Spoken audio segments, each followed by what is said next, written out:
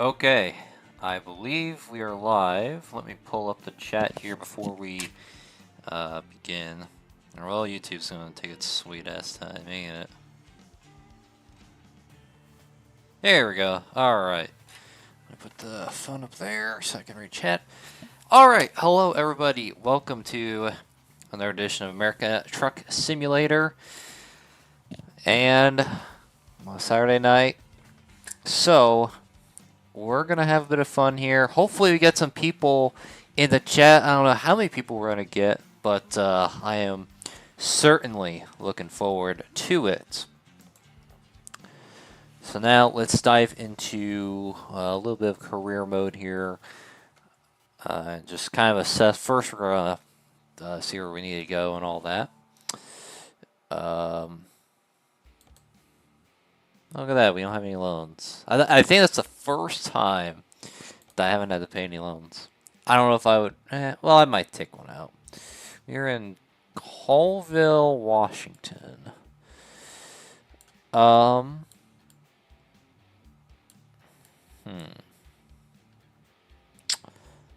Trying to see where we could go.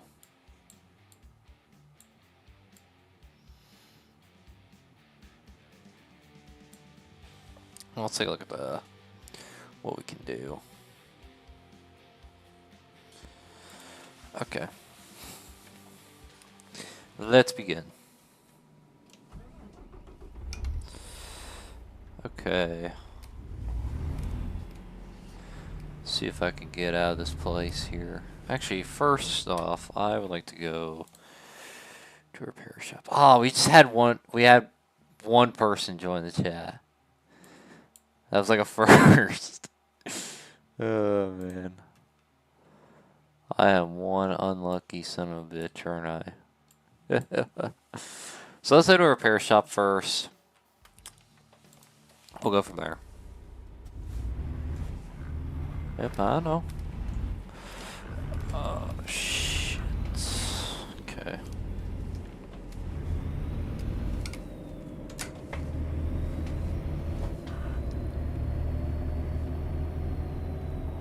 Oh. Keep my speed limit down.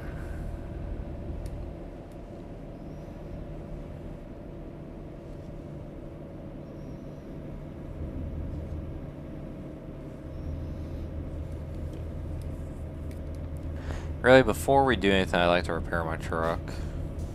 So. Because we destroyed the shit out of it last time, so we are going to fix it now and go from there. So, let's see how this goes.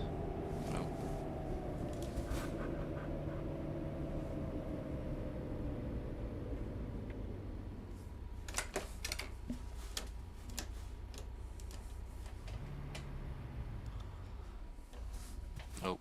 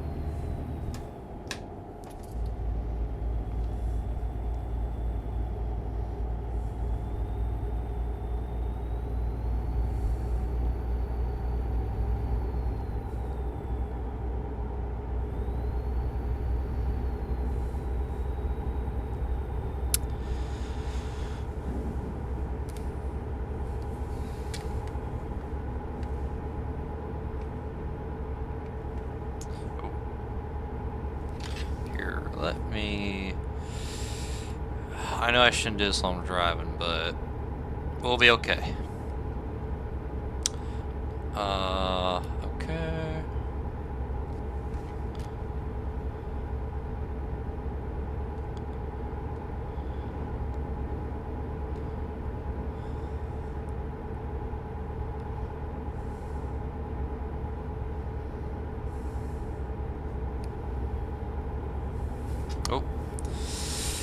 Okay.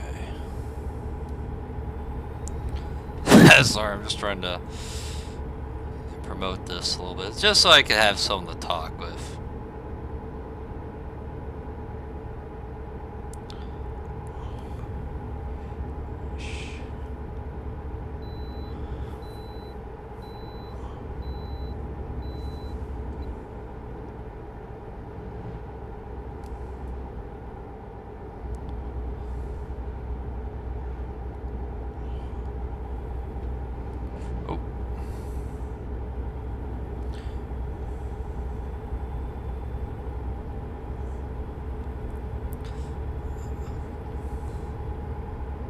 Oh shit.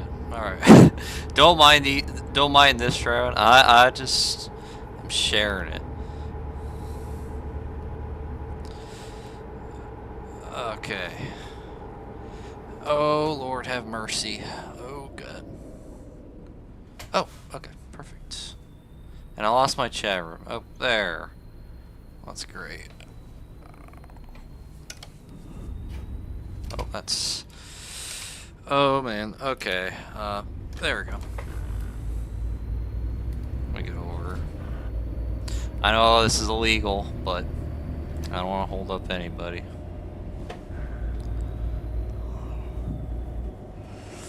Alright, let's hope we can get some people in chat. So I'm not yapping for an hour and a half to myself. Okay.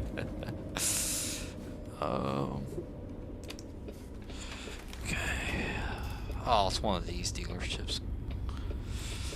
Just my luck.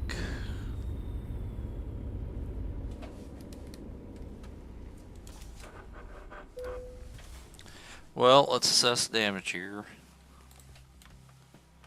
Oh man. Alright. Well, we'll probably just do that.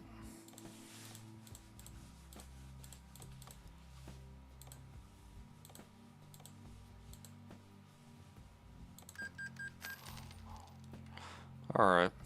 Let's get back on the road here. Well, actually, let's find a place to... Let's find a job here.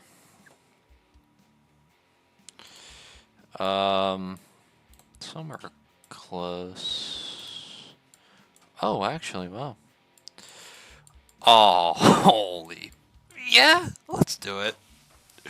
You might as well. Ah, shit, it's over next door. Okay, that's great. Let's get over there. Oh. The hell? Okay, hold up. Oh, okay.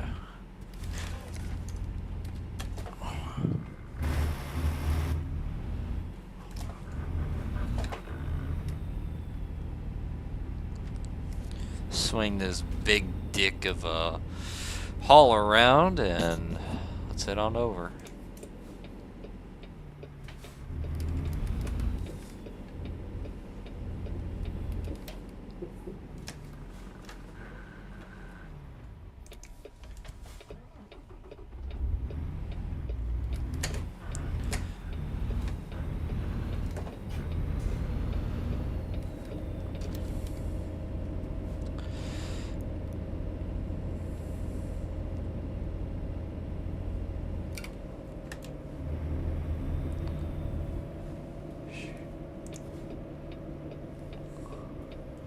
Oh, hey Landon, how are you?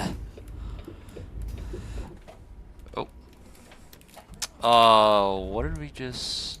Oh man, okay. Well, that ain't good. Okay, hold up. Yes, swinging his big dick of a...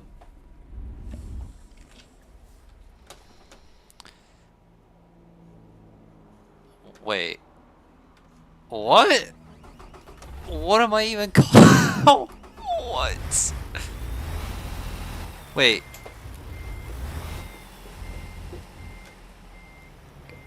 What?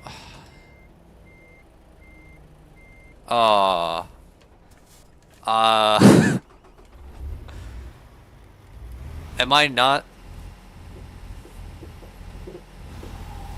Yeah, like we get to like we get to right here and we okay. I'm supposed to go. Okay, hold on. Lord. This is probably legal as. Oh man. Come on.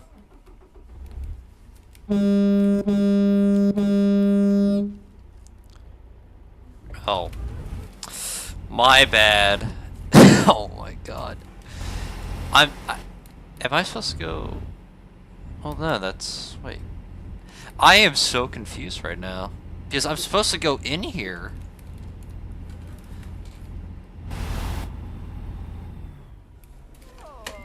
What? Oh. Wait. Wait. Hold up. Oh. Okay, I'm an idiot. We were going into the wrong place. Oh, man. I probably look like a moron down this road. And this is how I'm gonna lose my CDL. Oh, shit. Got it. Okay.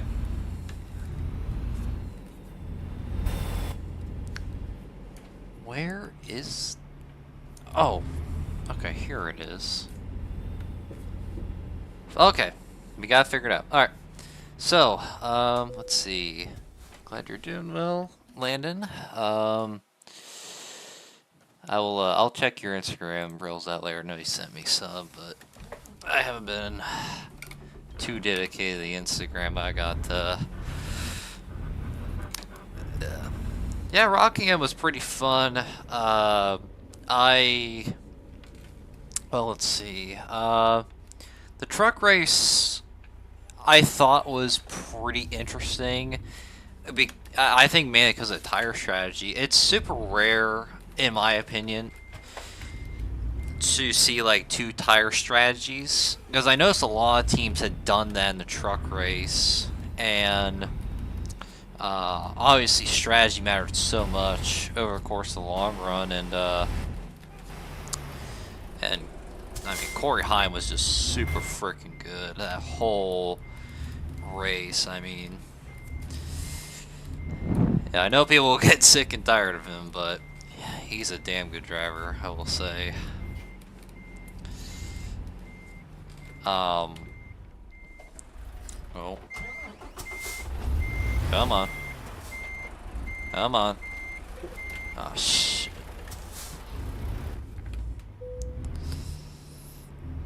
Oh, you're all good, Lana. It's just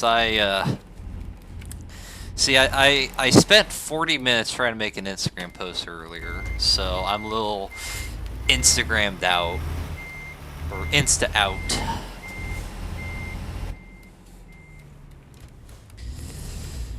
Yeah. And I will say Swallow did really good today, and I'm happy for him. I know Charlie Crawl somewhere is celebrating in his basement.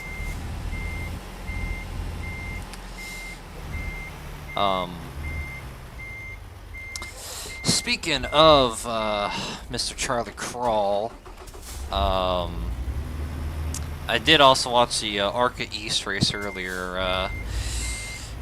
I must say it was fairly decent. It wasn't great by any stretch of the imagination, but it was pretty solid from what I saw.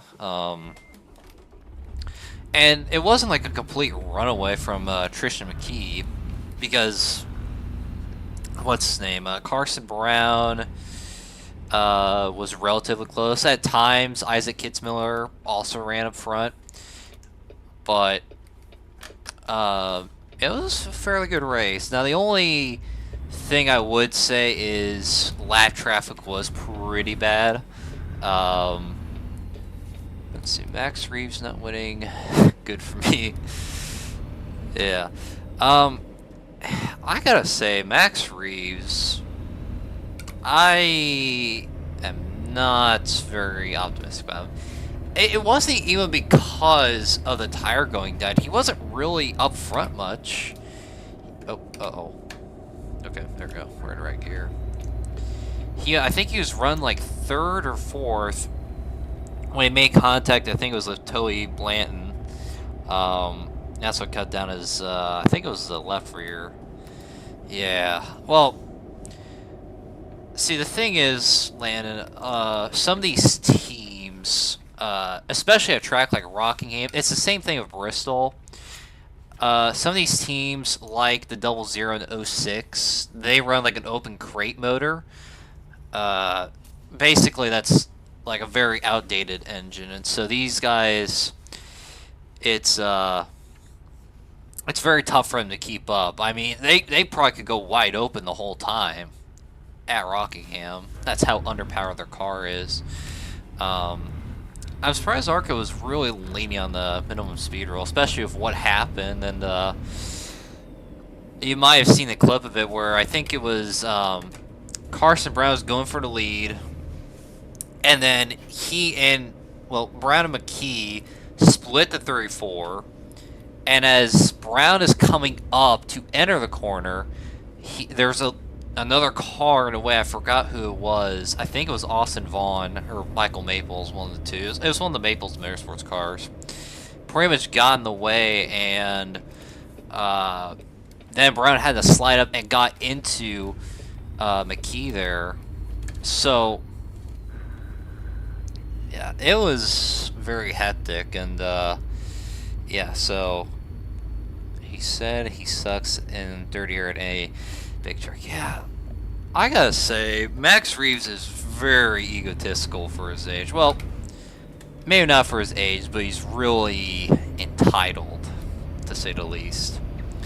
Which, I mean, hey, if I were driving a Gibbs car and my dad owned a, well-known restaurant in the South, hell yeah, I'd be fucking egotistical, but I don't know, he just rubs me the wrong way.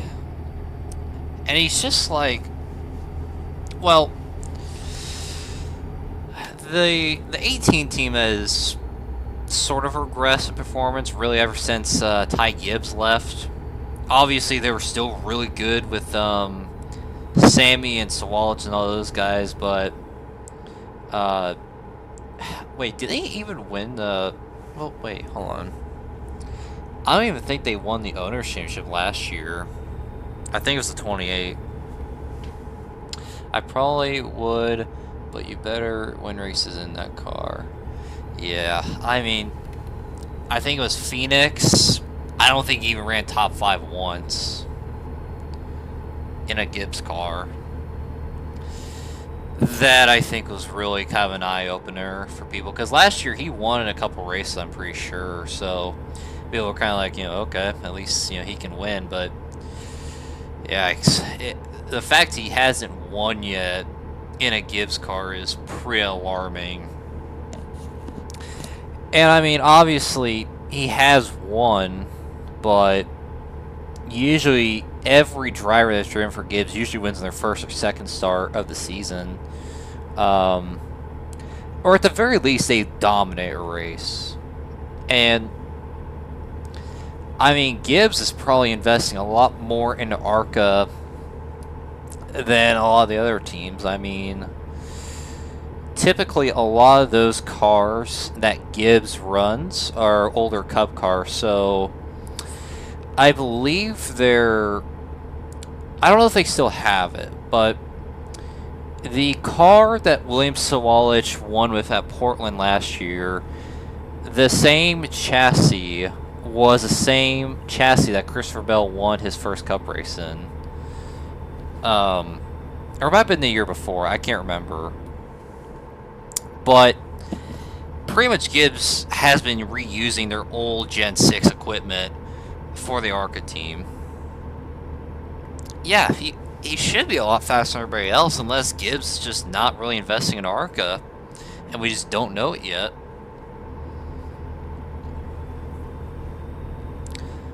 Because, I mean, he was okay for the most part last year. I mean, he wasn't fantastic, but I mean, we saw last year they were 1-2 at Rockingham with Cruz and Sawalich, and I don't think Reeves even was in the top 3 at any point. Probably 4th at best, but I do think it's really concerning, though, that Reeves has not lived up to that. Oh, he says that. Good old Charlie. But I mean, in all seriousness, though, I think it's good that Sawalich has finally figured out the Xfinity Series, because I remember, I mean, you remember too, last year he was dog shit in the beginning of the Xfinity Series. I mean, he was 25th in points, I think, after Talladega.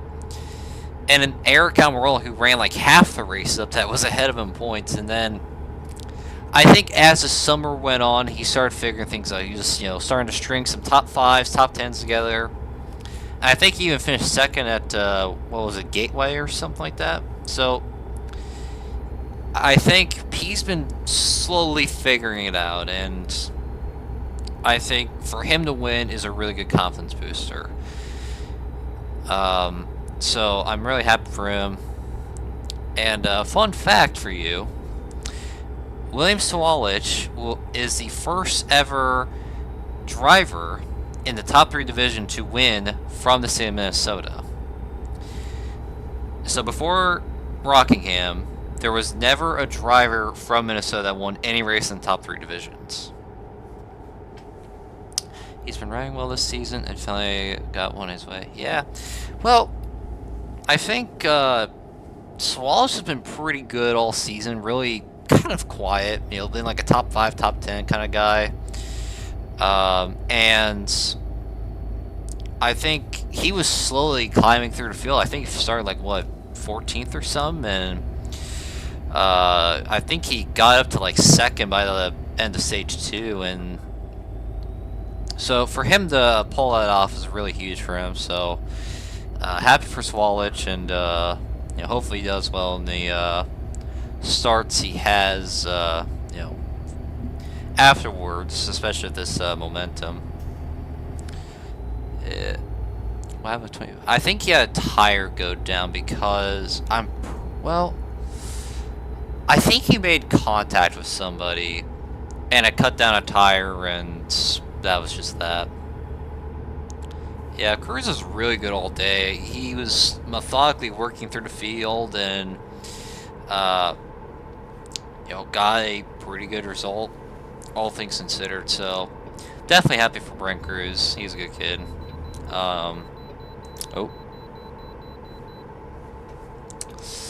Okay, let's see. But yeah, but I think Cruz will do better at Bristol next week. I mean, he won there last year in ARCA, so he's got that going for him. But yeah, I think Cruz is really doing pretty well. And I remember Parker was talking about it. Even though he's missed like 4 races because of the age restriction thing, I still think he can probably. Oh, am I over the line? Hold up. Okay, yep, we're good.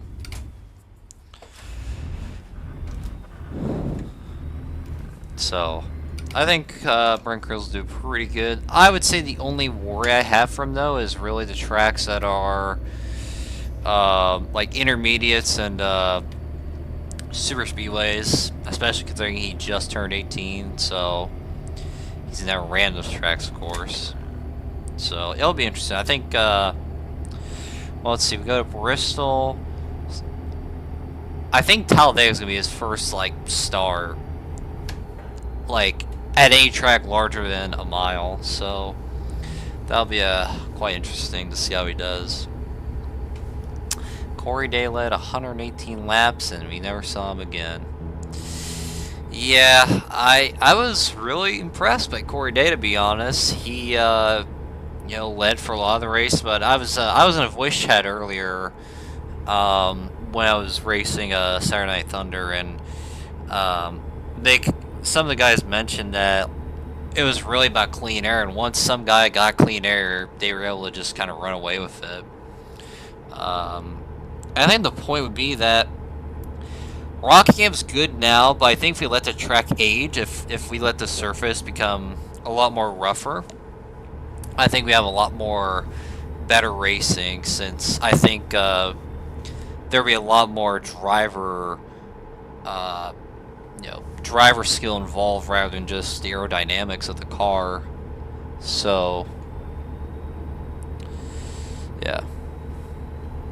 How about Corey Heim leading the truck points? Yeah, I mean he's really freaking good. You gotta give him that. Especially considering, well, wait, I'm trying to remember. I mean, the one truck wasn't really that great. A couple times when Brent Cruz was in that truck, but I mean, Heim has just been super good, and in fact, we did some research, and Corey Heim now has the 5th most wins in the truck series all time. He passed Johnny Sauter, who had 24.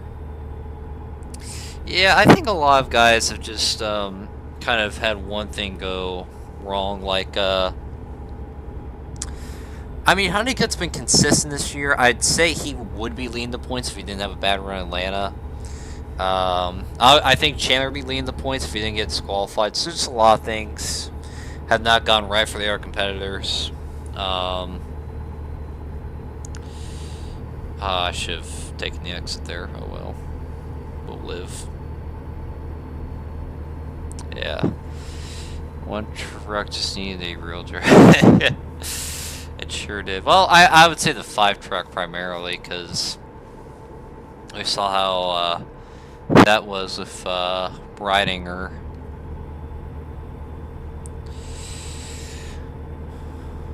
I mean, well, I kind of look back on it. I did exaggerate a little bit. I mean, yes, they probably should have gotten out of the way. I don't think they really knew unless their spotter told them. So I would say it's just sort of accidental. I was kind of jumped the gun on it. But I mean, Kenny Honeycutt was really fast at the end. I think if you took out those Tricon trucks, it was just Heim and Honeycutt. I mean, Honeycutt was really close to, getting Heim out of shape. So, but man, that's tough for Caden there, and I think he'll get a win here soon. I'm not sure where, but maybe Bristol, but I think Tricon's going to invest their stuff in the one truck more than likely. Corey Heim win the 1 truck and the 5 truck. Yeah.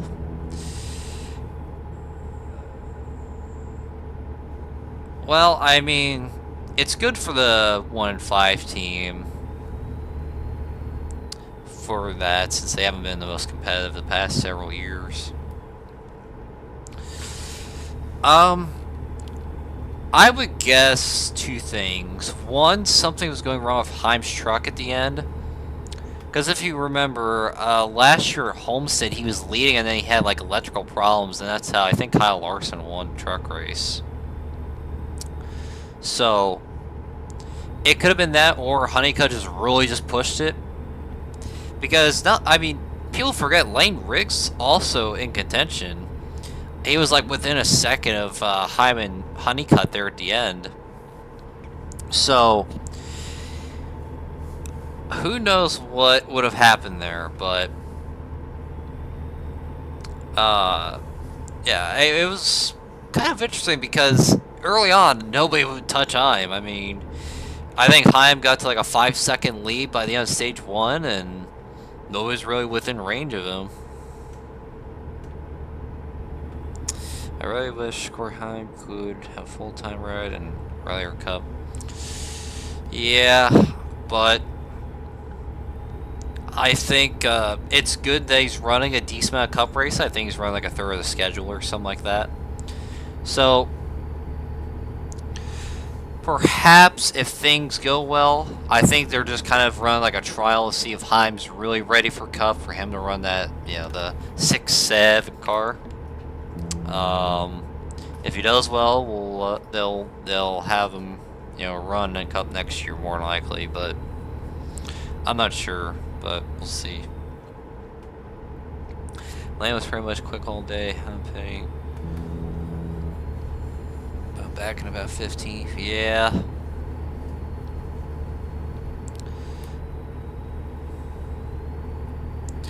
I feel like if Heim is actually going to run part-time, I think really the championship I could see come down to maybe Honeycutt or Riggs. I would say it's going to be one of those two that are going to win championship. Majeski's a maybe. Don't know though. And Eckes, he's kind of an oddball because I get he has been full-time trucks in a couple years, but really besides Daytona and Darlington, he's been just So I've ridden for Corey to run well. Yeah. The more I think the more Heim runs in Cup, I think the better his chances are of running next year. Obviously we could factor in Legacy Motor Club. I don't know where Jones and Nemechek stand when it comes to that. The rumor I've heard is that Jesse Love's going to run for Legacy next year. I don't know how true it is. I've heard that across social media. Don't take my word for it, but that's what I've heard. Yeah, so the rest of the field, I just don't know outside of those two. Yeah, I think as we let the season go on, we'll probably get a better idea as to who's going to be, who stands where. McIntyre hasn't been that good. Yeah, they're not to the levels of where they were at in 2024 when they had Eckes as really the main guy, because he was getting top 10s in every race. So yeah,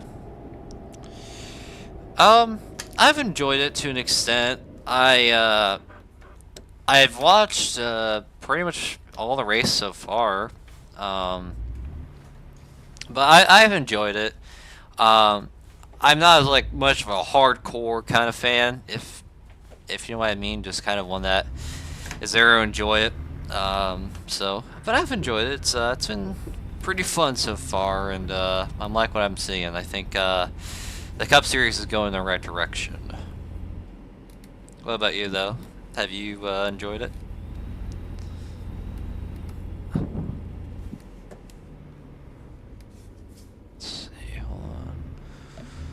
If I can get this last one here. There we go.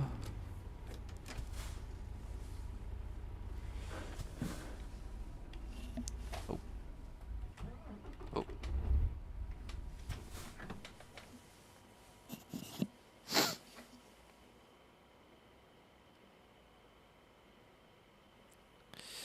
I thought it was pretty solid. Vegas Martinsville were great. Darlington was really solid. Yeah,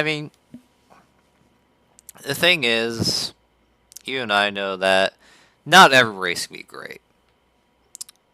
What makes a race great is if it's not a common thing.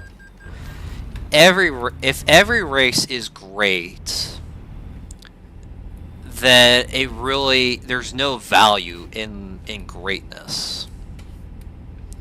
You have to have some mediocre races, because if every race is great, that's just going to be the expectation. Sometimes you have to have the expectation of some bad races so that there's more potential and hype for a race that will be great. I thought it started off pretty solid. Vegas and Martinsville weren't great. Darlington was really solid. Yeah. I'm just glad Chase could finally win early in season. I'd like to give a shout out to Alan Gustafson. Obviously Chase did really well. The call that Alan Gustafson made, that's probably the call of the season, if you ask me. and with how much track position really mattered, it worked out for him well. So yeah, happy for Chase, and you know, we'll see how he does the rest of the season, perhaps. But yeah, every race can't be great. Sure, Martinsville is just disappointing for me.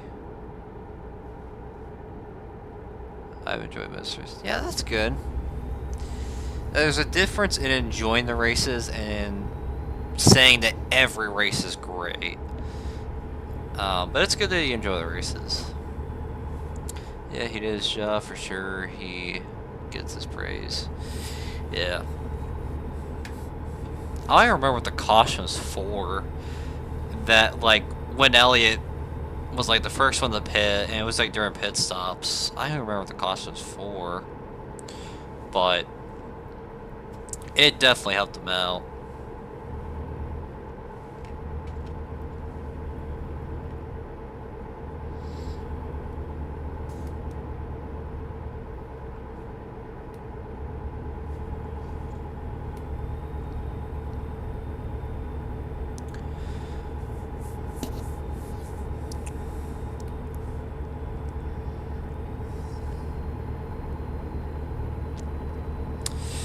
So I think, well, let's see this. I'm sure there were tons of debris all over the track. Ty Dillon, Super Slow, and blue shit on the track. Okay, that's what it was. Ty Dillon. Good old Ty. So I think Bristol's next week. Who you got win? I think all 3 series are gonna go there. So who you got win those 3?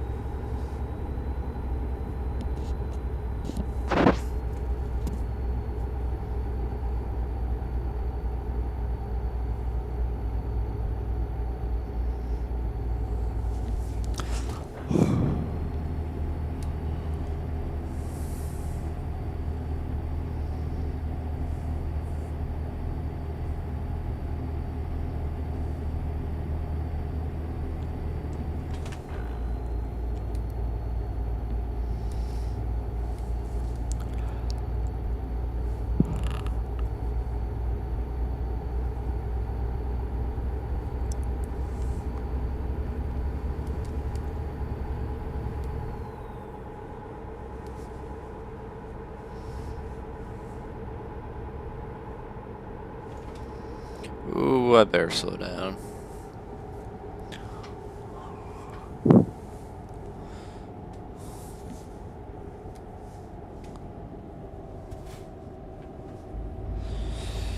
Trucks, Lane Riggs, O'Reilly, just Allgaier, Cup, Hill. Pretty solid. I could see that. Some pretty good picks here. I'm gonna go Heim for Trucks, Allgaier for O'Reilly. Let's see, Cup. Well, okay. Okay, I can't remove over. Cup, let's see. I'm gonna go with...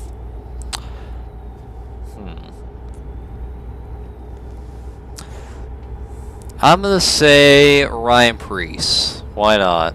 Let's just pick a rabbit out of the hat. Or just pick some out of the hat. Yeah.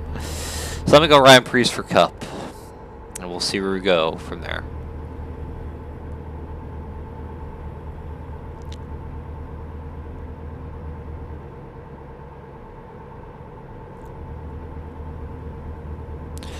I don't know if we're gonna get no tire. I don't know, to be honest, because, well, let's see. So I don't know, because it's usually one or the other. I think 2024, I think it was a spring race that had that tire fall off, and then the fall there wasn't much. Then, excuse me. Last year, the spring, I mean, Larson dominated that one, and in the fall was all that tire, you know, tire stuff that happened. So, who knows? I mean, we probably won't really know until the race happens. So, Yeah, I think it really depends on the weather, more than likely. So we'll see what happens, but hopefully we get some good racing though. It depends on the weather. Oh.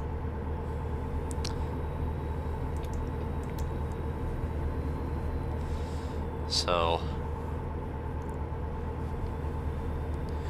I guess it's just more so like we'll just have to kind of wait and see what the weather's like, and we'll probably get a pretty good idea for the tire fall off if it's gonna happen like last year. But I think Ryan Preece will probably win. I'm just gonna go with that and hope for the best, if that helps.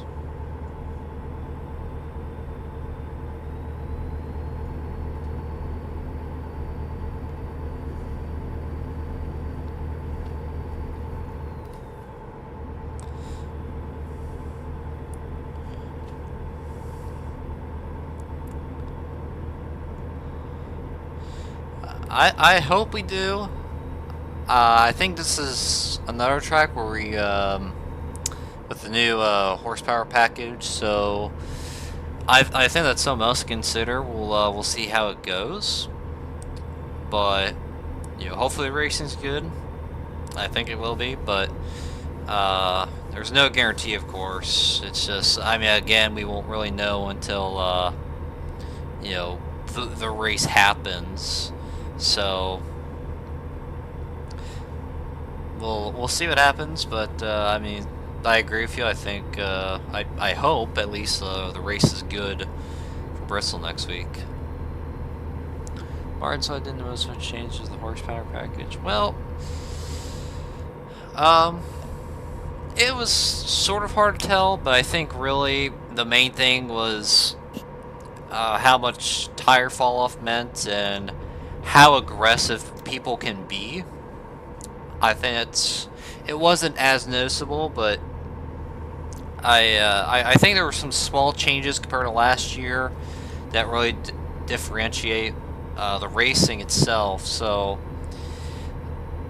I think Bristol's gonna be another one that we'll see the major changes on, but I think overall the horsepower package is pretty solid for the short tracks, especially, I mean, Phoenix, we had a pretty good race there, and Martinsville was decent, so I say let the new package sort of marinate with these upcoming tracks like Bristol and the other short tracks that we're heading to this, you know, later this year. And I think it's applied to the road course, I'm pretty sure, but do correct me on that. Or at least some of the road course. I don't know about all of them, but it might be applied for there. If that yellow didn't come out, would have been interesting where Chase would have done 2 pit stops.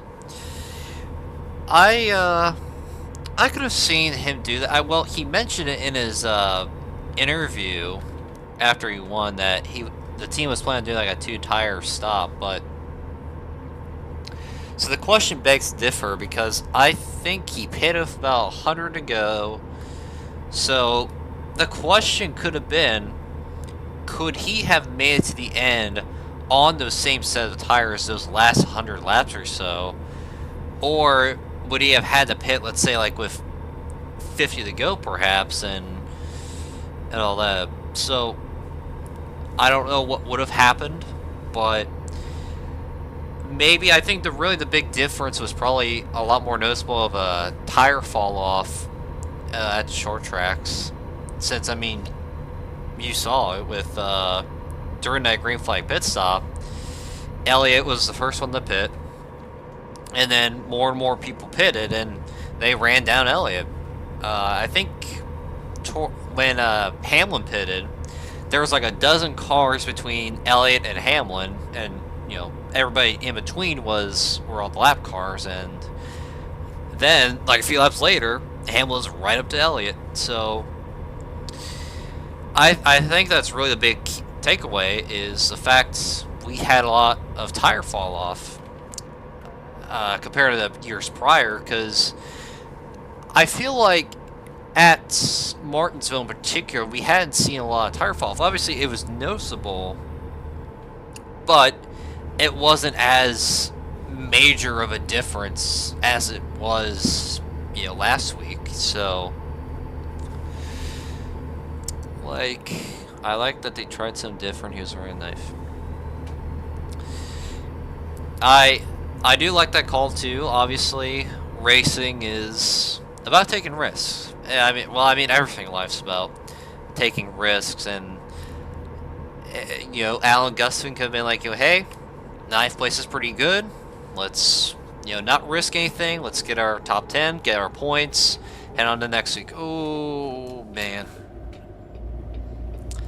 that could have been bad. But Alan probably went with his instinct and banked on most likely a caution happening when Elliott was ahead, so you could have that track position, and you know, that's ultimately what happened.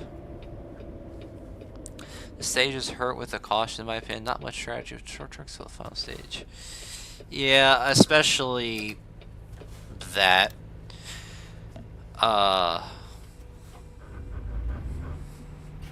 But I think then again we can also see the difference in the tire fall off with how hard somebody may push in the beginning and fall back. Wait, what direction are we supposed to go? Hold up. Oh, okay, hold up. Wrong way. Let me do an illegal U-turn here. Come on. Perfect.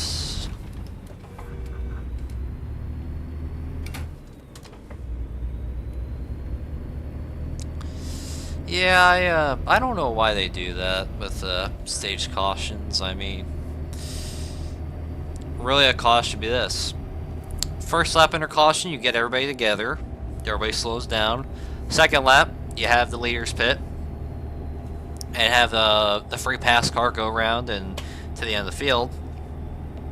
Third lap is for the lap cars to pit. And the fourth one should be for the choose cone, and then back under green again. So I remember a couple years ago, I think it was the Xfinity race at Road America back in 2022. We were under caution for 20 minutes because of the stage. Because it takes 2 minutes to get around Road America. And so I remember that caution was like 15 or 20 minutes. I think we were on the voice call together when that happened. Like, I'll have to look back on it, but I remember there was a super long caution period, and to say that, you know, a caution for a stage, there's no incident, no nothing, would take 15 minutes is pretty diabolical. So I'm really not sure what happened with, they did a few years ago, back in 2023, they would have the stage where they went through the caution for it. They tried to like Coda a couple other road courses. I really liked it. It made the racing a lot more natural. There was more strategy involved, and I'm not sure why they did away with it. I thought it was really good. Let's see. I'm fine with keeping stages, but geez, either keep them with no caution or just take 4 laps. The road course stage caution kill me. They take. Oh yeah, they do. It needs to be fixed. I would say the best thing to do is just don't have the cautions on a road course. You know, not only just because it takes forever, it eliminates the strategy part of it. Hold on 1 second here. Because you're gonna see, I mean, there is strategy involved, but it's not like a natural strategy. It's more of a leapfrog method than anything. So, and what I mean by that is you'll see like leaders, you know, pit with, you know, 3 or 4 to go before the stage, you know, kind of sacrifice their stage points just to be ahead on the next restart, which is a good strategy, evidently, most of the time, although sometimes it doesn't work. especially if you get ran over on the next restart. But I think not having caution over the course is a lot more of a natural race than anything. So I do hope NASCAR eventually goes back to that, where we don't have scheduled cautions on the road courses. The stage allows just skill strategy. It does. To an extent. I mean, there's still strategy as to, like, whether you want to pit before the stage and try to leapfrog, get ahead on the next restart, or you want to stay out, take the stage points, but also take the risk of falling back and being behind all those cars that, pitted before the stage. So, you can be a leader, pit, before stage ends, finish, 10th or 15th. And then, have somebody that's running 15th, leapfrog those guys, finish, either win stage or finish top 5 in stage. And then they pit, then they restart in like 20th, for example. And those guys that pitted first, they would, restart first on the next go of it. I like the change NASCAR has made with the chase and some horsepower increase and fix the stages. I do like, though, I feel like NASCAR is going in a lot better direction than what we're realizing. I remember the community years ago was just, let's get rid of the playoffs. And that was still largely talked about debate. And I think really ever since Chase, nobody's really talked about it. Nobody's like, oh, we should bring the playoffs back. But I think the main thing, I don't think it was the exact playoff system itself that was broken. I think the biggest problem with the playoff system was the win-your-in system. Because we saw several guys over the years that won one race, went from 30th in points to 16th. I'm not going to name names, but you and I know who we're talking about. Like, I guess the most prominent example would be Harrison Burton at Daytona a couple years ago. I feel like that win would have been a lot more special, and I think a lot more people would have appreciated that if that meant he would not get in the playoffs. Because he was, 32nd in points prior to that? So it's not a good look, per se, to have that happen. And same thing happened in 2016 with Chris Buescher when he won at Pocono. I'm not saying they didn't earn their wins, but they did not earn their way into the playoffs. I like that points matter more and more week to week. Did you see Fox screwed up points? I did see that. They went by the number of the cars, so they had like Chastain, Cindric, Dillon, those guys at the top of the leaderboard. If that were the case, I would hate to be SVG to be at last, but yeah. I mean, I will say Fox has gotten a lot better this year. I think a lot of people are happy they did away with cartoonish graphics. I think that was one that people were really happy about. Because, I mean, let's be honest, I don't think every Cup driver has a six-pack, in all fairness. So,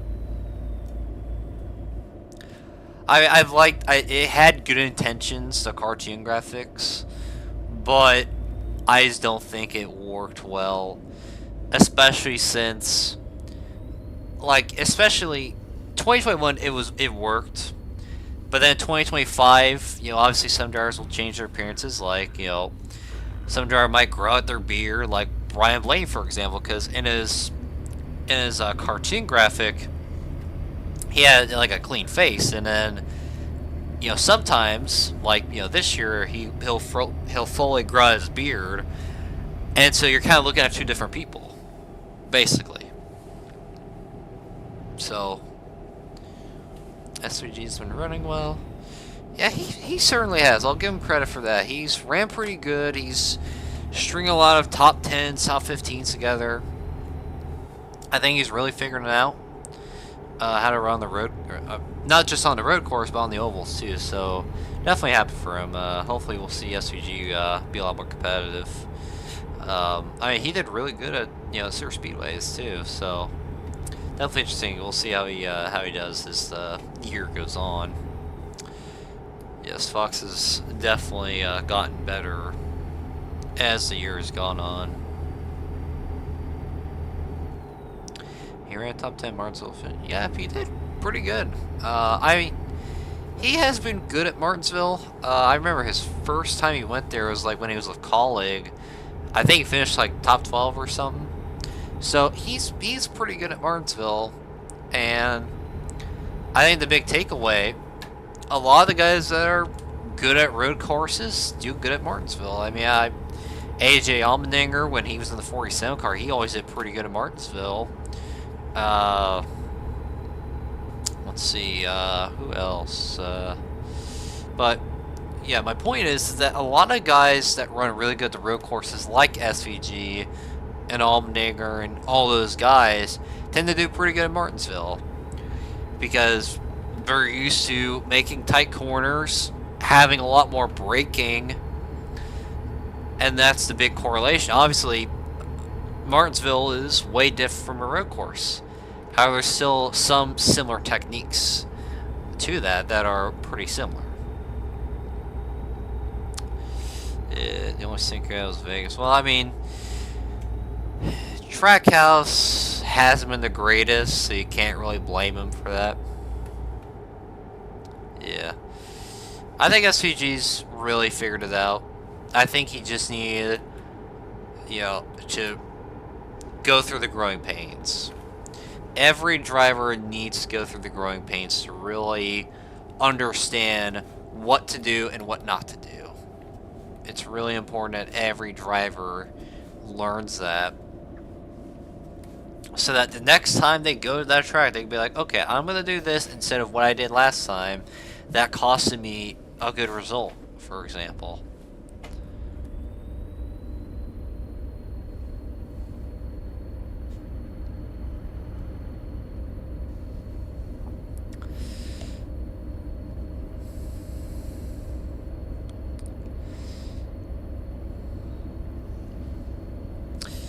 Now, since you're the Hendrick fan, I think Hendrick will do the remainder of the year.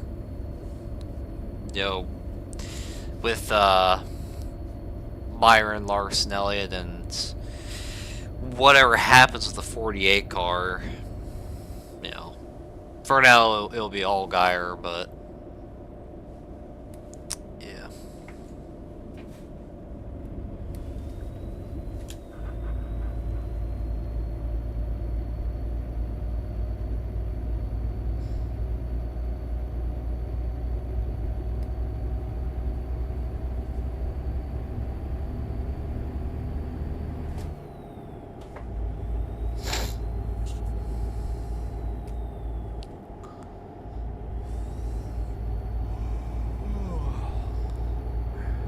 I need to find some place to park.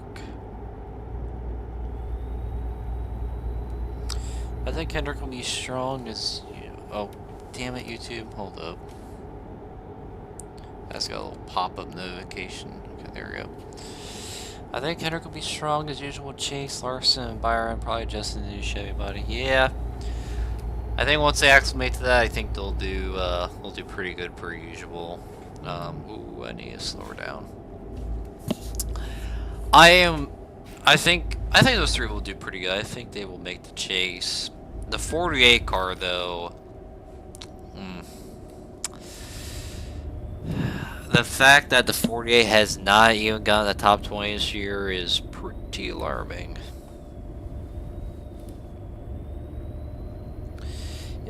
Elliott seems to be a lot more consistent in the last couple years.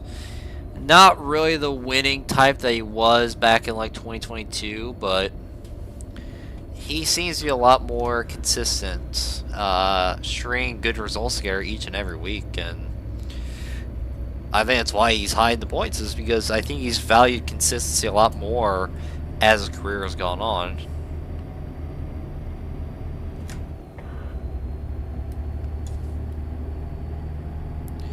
Do you think Bowman will return this season?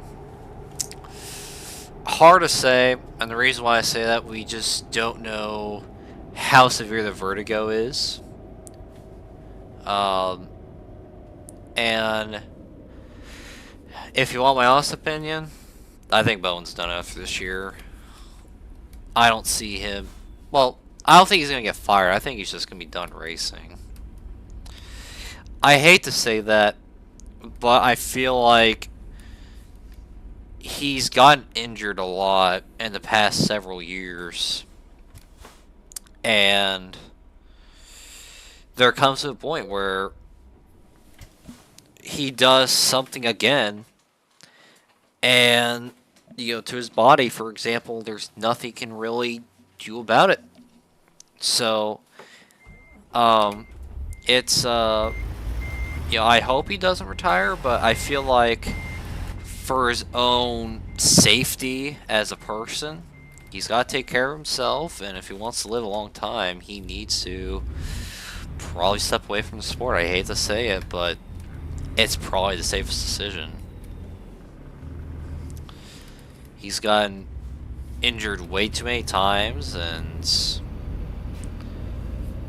who knows how many more times he can handle it without having something permanent happening to him.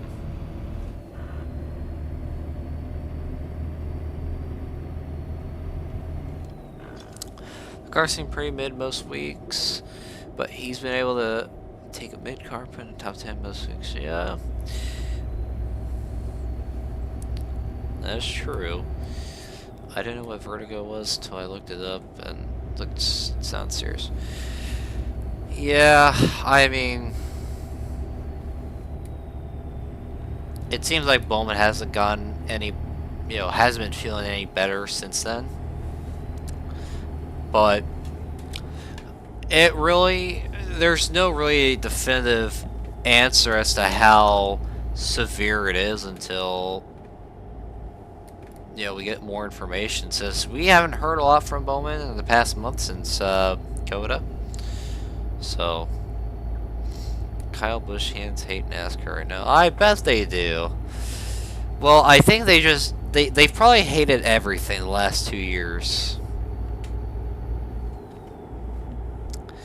Ever since Kyle started dipping performance in the 8 car, I think a lot of people have just been pretty fed up. I hope he can come back. That'd suck if he's done. Yeah, I mean, I'm not saying he will. I just feel like there comes a point where he has to.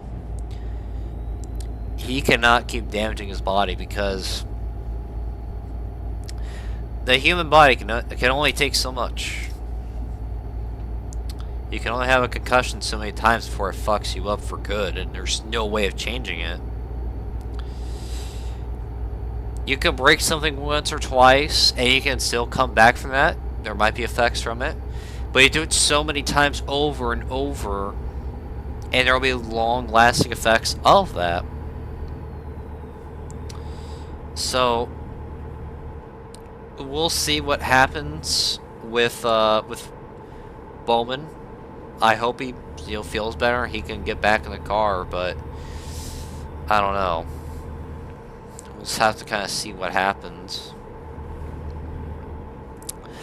RCR. Oh, hold up.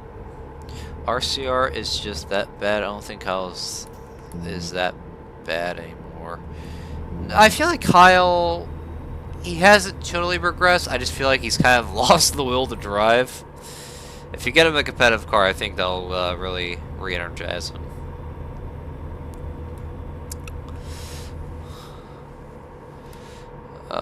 Yeah, concussions are bad. Junior had a lot of those. Yeah. Though I think, thankfully, it didn't affect Dale Jr. a lot.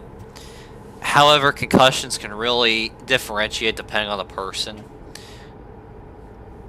every person is different in terms of their genetics and their bodies. Everybody's different in that. So the way you would react to a concussion would be different from how I would react to one, or how anyone else would. Everyone reacts to something. It goes with all the illnesses, everything that affects our bodies. Everybody can vary. Like, one could have the flu for one day, one could have it for 2 weeks. It really depends. But, you know, I hope Bowman comes back, and we'll see what happens with him.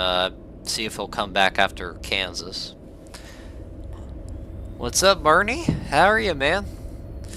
See, I started streaming a few weeks ago, and the first 2 streams I had 0 people that showed the chat. I was pretty lonely, but I'm glad you two have you've shown up tonight. I don't know if Garf is streaming. I didn't really look in the Discord. I just kind of was like, yo, here you go. So I'm glad you two can spend some time here in the chat room and all that. I'm not sure how long I'll stream for. I don't even know what time it is. In fact, let me check the map here. Oh boy. We're basically halfway. Because we're heading all the way down to McAllen. So, well, well, hold on, let's see. I missed a little bit. Yeah, RCR just doesn't give much motivation to drive Cup Car. That is true. I mean, shit, I would be miserable too if I had to drive for RCR at Cup. Maybe not O'Reilly's. That seems like a good time. Well, for this channel at least, I started up this channel back in June last year. I didn't do any streaming until my spring break a couple weeks ago. And I was like, you know what, I'll stream. Why not? Let's, you know, something to do. And, the first stream was cut short because, my teammate Asher had to call me. And then I streamed, I think, gosh, I can't remember. I think it was, 2 weeks ago when, we finished second in Moon Car, so that was the last time I streamed. But, yeah, so this is our, 3rd stream. No, Garf isn't streaming. Well, yeah. Oh, thank you for that. Yeah, it's just a new channel for my racing stuff. I have way too many YouTube channels. I probably need to delete some. But all is good in the world. So this is going to be my new personal channel officially. This is where I'll post iRacing clips sometimes. I haven't really uploaded any videos. I mean, some shorts, but not a lot. So just depends on how I feel, because making a video, it takes a lot more effort than people realize. You know, if you look at the shorts, and a lot of the shorts I've posted on here are the some that I've posted on the team Instagram. And, I mean, those take a while. The Dave Ramsey video, that took like 3 hours to make for a 1 minute video. So, it does take a lot of effort. So that's why I haven't uploaded a ton. Not only just it takes a lot of effort and all that. I'm not really, you know, tech savvy. But, you know, but also just trying to take care of the team. You know, I kind of took a little time off from YouTube to get things ready this year for the team and all that. So we're in a good position though. So I have a little bit of time to do this and all. So yeah, I wouldn't say it's all. Yeah, put a damper on your day, Barney. Yeah, I mean, the 3 hours, the main thing was, here's sort of a step process. So for a video, well, there's kind of 2 parts of it. So I have to record the race footage from from an iRace. Like, let's say for example, I have like a cool ass save, so like that could be like a sideways video. So I would spend like 15-20 minutes trying to record it. I'll do like multiple angles. Eventually I'll pick out which one's the best, which one I want to use for. And then what I will do, I'll record the song, record like 1 minute of it. And then that's what I'm putting in the video. And so then I gotta crop it. If I have to put in captions, that takes a while because I use CapCut and I don't have the CapCut Premium, so I have to, if I want if I want to have the captions, I gotta type it manually, which takes like 2 hours sometimes. But sometimes it's worth it. So, but yeah, it takes a while. And to do any sort of special effects, I just like to kind of perfect the videos and make it work. So I probably make it a lot more complicated than it should be, but it is what it is. Try as you can, excuse once. Gee. But yeah, I'm trying to think here. I should be in 18th gear. What am I doing?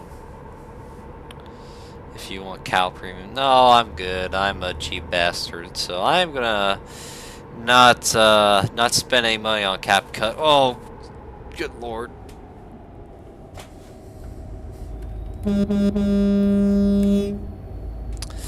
That's the first middle finger of the night.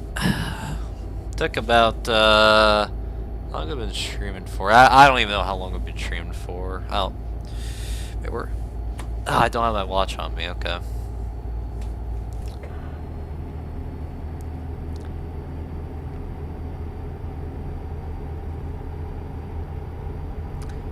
Hit the brakes, Buford.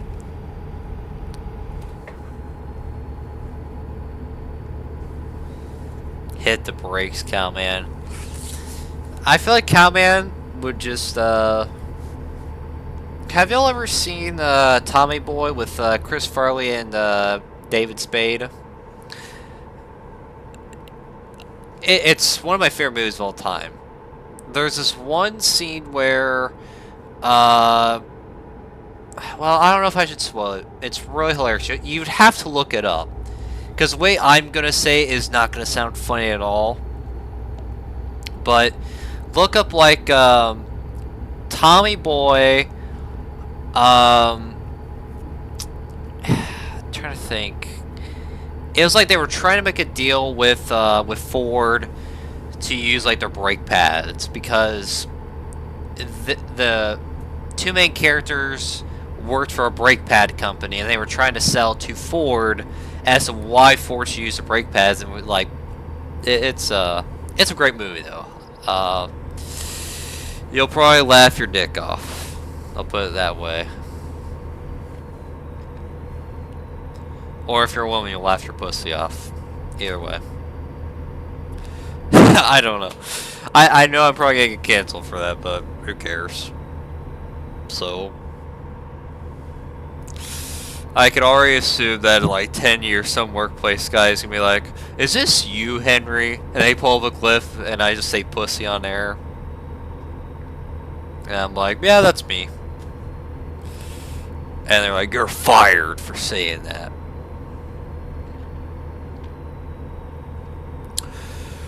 But that is the pleasure, for me at least, to become an entrepreneur, so I don't have to deal with that. What about non-binary people? I don't know, to be honest. I don't know what's in their pants. Put it bluntly. See, I think the last couple years, I feel like I've become a lot more blunt. I just don't really care what I say anymore. Because I'm like, life's short.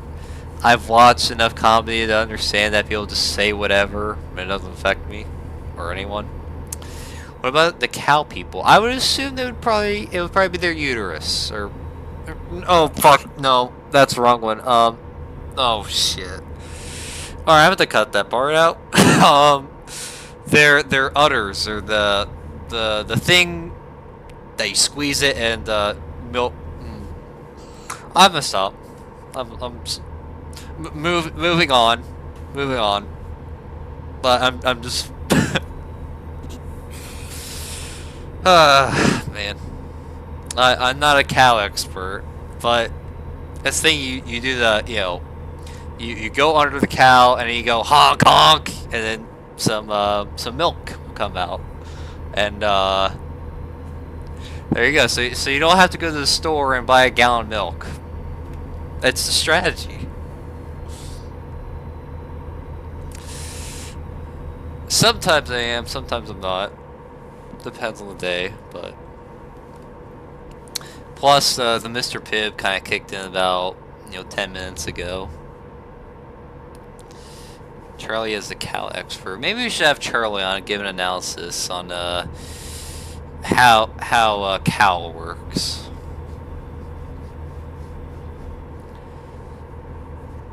Well, actually, no, that's not a good idea. Now I think about it. But he would just probably talk about his fucking fantasies. And I don't think we want to hear that, do we? Probably not.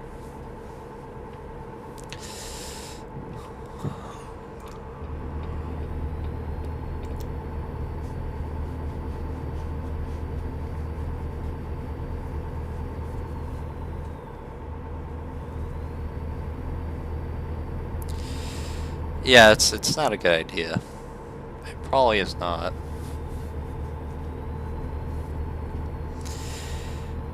Yeah, we don't want to hear Charlie glazing Cowman being like, "Oh my gosh, Cowman is so great." And then meanwhile, I'll just be like, I'll look through the times Cowman has said questionable things. The shit that Cowman has said in well, see, I was chatting with Barney the other day.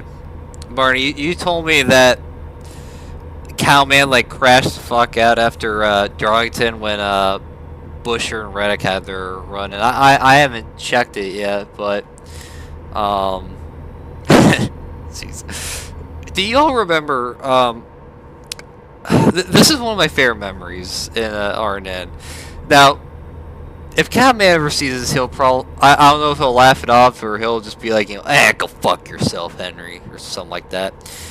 It was when Bubba Wallace won at Kansas, and Cowman was like, "Oh my gosh, Bubba Wallace won on September 11th of all places, all days."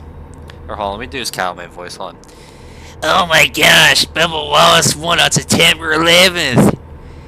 How dare he?" And then what we all did, we all just like became like Bubba fans. So like, I think Landon, you were like the #1 Bubba Wallace fan. Bart, I forgot what our nicknames were. I have a screenshot of it somewhere, but I think Garth was like the Bubba Wallace ball washer. God, we are assholes to Cowman, aren't we? But okay, at the same time, he does it to himself. He does it to himself. Like, I don't know.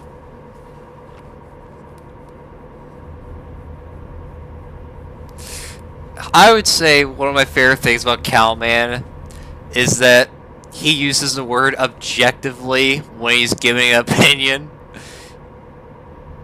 Where he's like, actually, objectively. And it's like, shut the fuck up. I think you mean to say subjectively. They have two different meanings. Cowman definitely deserved that he got. Definitely deserved that he got that day.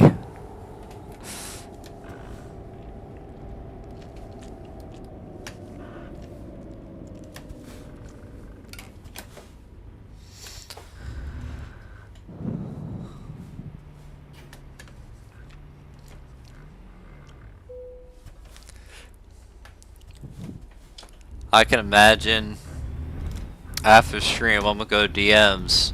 Calman may be one of the people watching secretly, and he'll be like, he'll probably tell me to fucking fuck myself or something.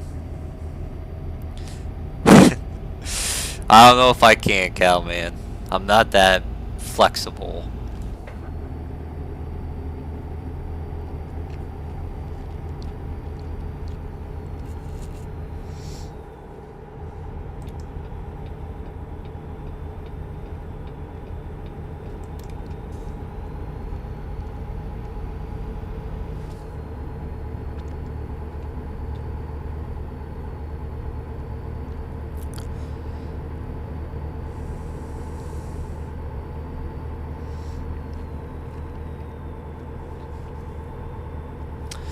Alright, so while we're on the road here, here's a story time. So, I'm gonna give you guys context. Or no, I'm just gonna tell you what happened. One of the substitute teachers I had last semester got arrested recently.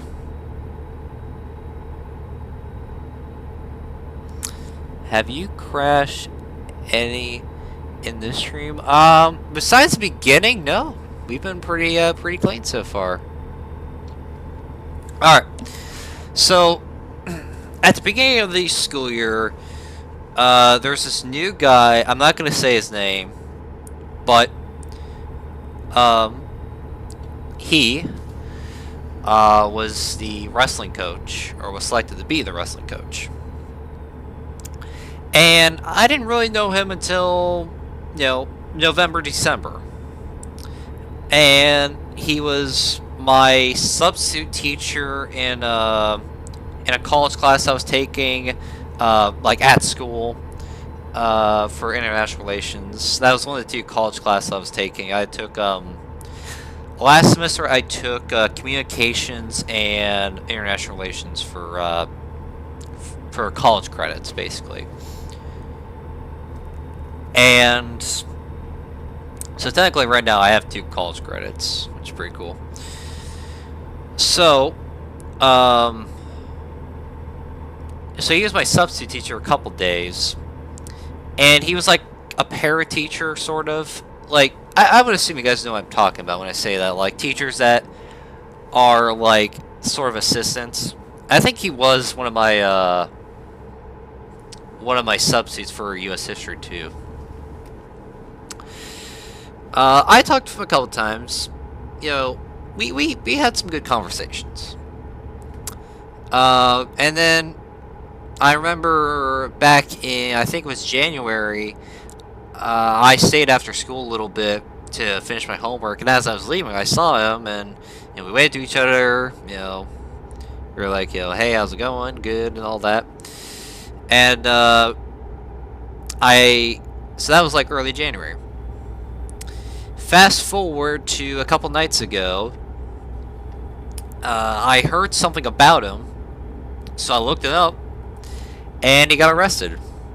I'm not going to say for what, but it was pretty bad. But yeah. So, that was certainly interesting, and I think I'm on his good side. So I don't think he's gonna come after me, I hope. Who knows? But yeah.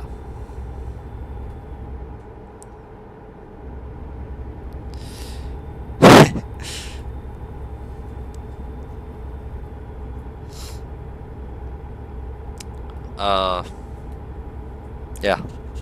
It's quite interesting. So basically, I think I checked it off. One of my teachers is a convicted felon now. So, what a life I've lived in school. Have y'all ever had a teacher that turned into a convicted felon, or not yet?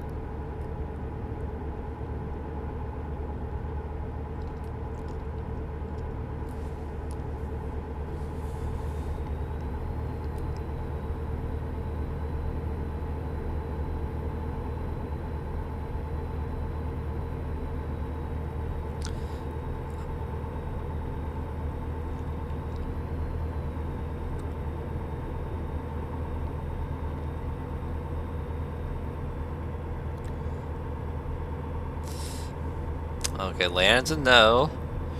Joey, have you had Nah, I've never had a teacher get arrested I know of. Okay. Well, there we go. Alright. Here's another story for you guys. Not about school, but about my uncle. So my uncle, Brian, he is the younger brother of my dad. And he's an interesting guy. You know, I've chatted with him before. Very, pretty cool guy. However, he's an interesting person, to say the least. Not like, he's not like someone that's like a bad person. He just makes questionable decisions. So a couple of years ago, he got remarried to this chick who's like very against the usage of alcohol and drugs and all that. So when those two started dating, she's like, "Hey, I don't want you to smoke or drink, while we're dating or when we get married." So my Uncle Brian was like, "Oh yeah, sure, we'll follow that." Anytime she goes on vacation or she goes somewhere, he gets fucking hammered. I'm gonna tell you a story here. This was about 2 years ago. I was sitting in the garage with my dad. We were just chit-chatting. And he calls my dad. Alright? He is... he is shit-faced. My uncle is. He is like... just mad at the world. Pissed off at everybody. Slurring his words. Saying how much he hated his ex-wife. How everything was going wrong. And how he wished he didn't spend all that money on that jet ski that he bought that he never even used. And... I was just laughing my ass off for 3 hours. I don't think I even spoke at all. I was just laughing that whole time. Alright? So he does that a lot, actually. He'll just call my dad when he's just shit-faced. And it's not even just on the phone. He does things when he's drunk. Now... the only person I hope that never finds the stream would be his wife. If she finds out, there's gonna be a lot of problems. So, I trust you two a lot to not tell her. Well, I didn't even tell you guys her name, but I trust you guys. So, one time he was driving home while drunk. So technically a DUI, but he didn't do anything bad there. So he's driving home, and he runs out of gas. So he has like $8 on him. He has to walk to a gas station. And he goes inside, and he buys this styrofoam cooler. Alright. So he buys it for like $1, and the guy's like, "Hey dude, you can't put gasoline in there." And so it's my uncle's walking out the door, he gives him the middle finger, he's like, "Fuck off, I know what I'm doing." So he goes out to the gas pumps and starts pouring gasoline. He puts the gas pump into the cooler made of styrofoam.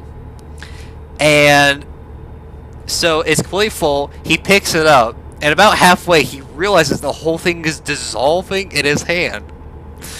And so by the time he gets back to his, I think it was a van, by the time he got back, the whole thing had dissolved, and it was just like, he was, think of the cooler, what was left of it, it was basically a size, like the palm of your hand. That was what was left of the cooler by the time he got to his car. It disintegrated, and like there's a trail of styrofoam from the gas station to his car. Surprisingly, he got home. We don't know how he did it, but I guess he got enough gas. I don't know how big the cooler was. I would assume it's probably, well, let's see, maybe like a foot long all around, but yeah, he is one crazy motherfucker. And God, you know, he's a great guy, but he is one stupid motherfucker, let me tell you.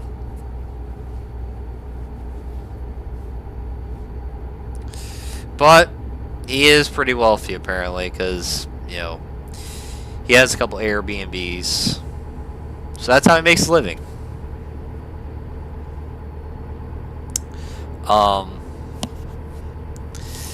Trying to think any other stories. But yeah, so I'd like to talk to him again. I don't know when I will. I would like to talk to him when he's just absolutely fucking drunk. But yeah. Trying to see here.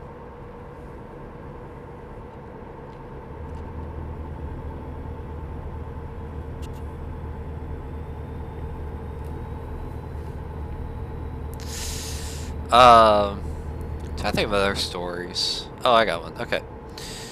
So, in the past year and a half, I became really close with, as you guys know, Aaron on the team.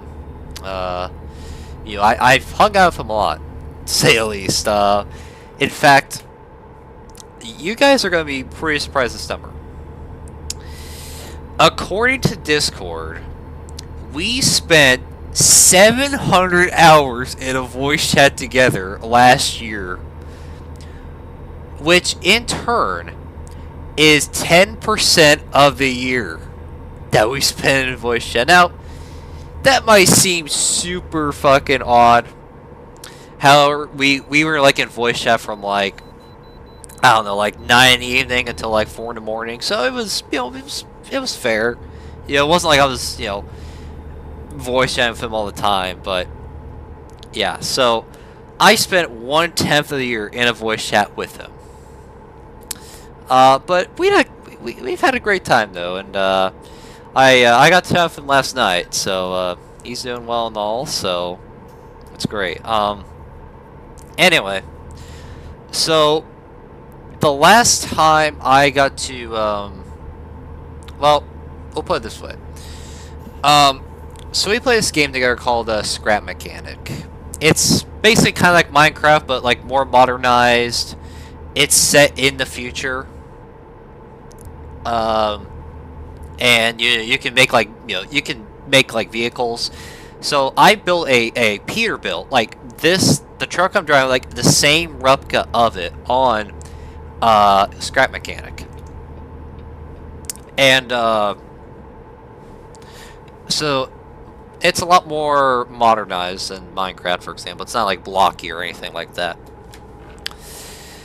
So after a while, we didn't play the game to like actually play it. We just kind of played it to just like have our like deep talks. That's kind of the #1 reason why we played it a little bit. I think we played it for several hours. I don't remember which one, and I'll have to look at Steam, but so we would just kind of shit to shit. In the last quarter of the year, there was this girl that he met in Florida, and I'm not gonna, say her name, but I was kind of his wingman, because whatever I'll never forget this. It was like late September, I was doing laundry, and then he calls me, and I'm like, hey Aaron, what's up? And then he's like, dude, I need your help. And I'm like, well, calm down, what's up? And he's like, man, I want to text this girl, I don't know what to tell her. I'm like, okay,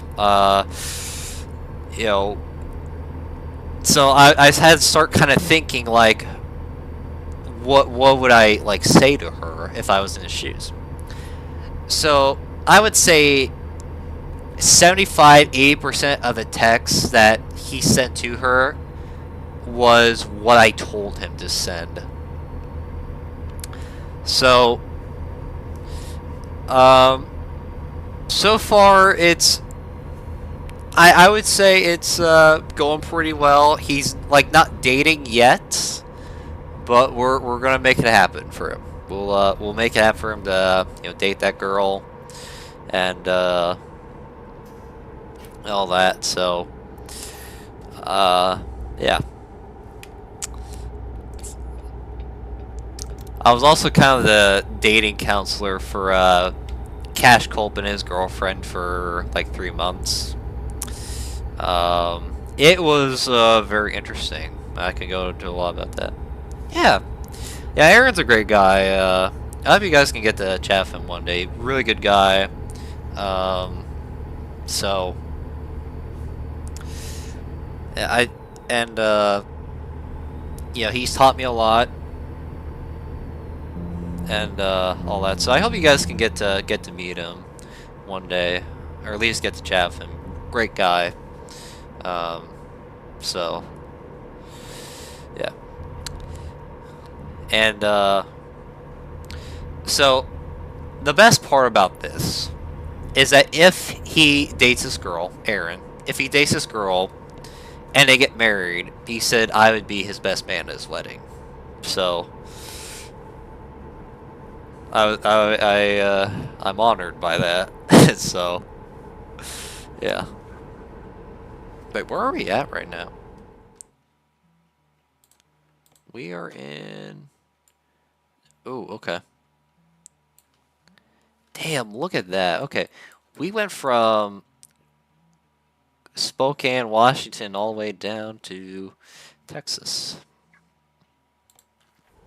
Oh, you got a story. Do tell. Do tell. Man. We want to hear the story.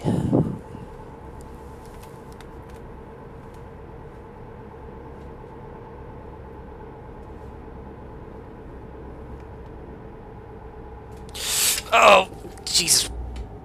Why do you have to stop? Oh my god. Oh. God. No, we can...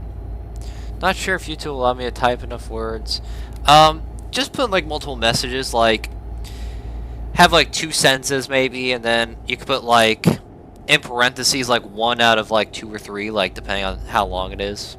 Kind of like if it's yeah, just to kind of help you out. I think you can do like 2 or 3 sentences. I think. I don't know how many characters it is for YouTube. I'm not a YouTube expert, so we'll just have to find out.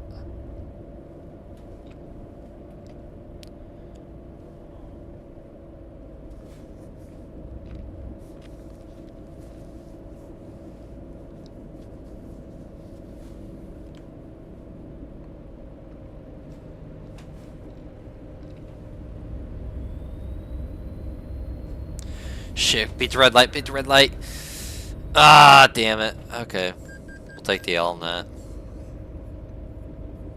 We'll take the L.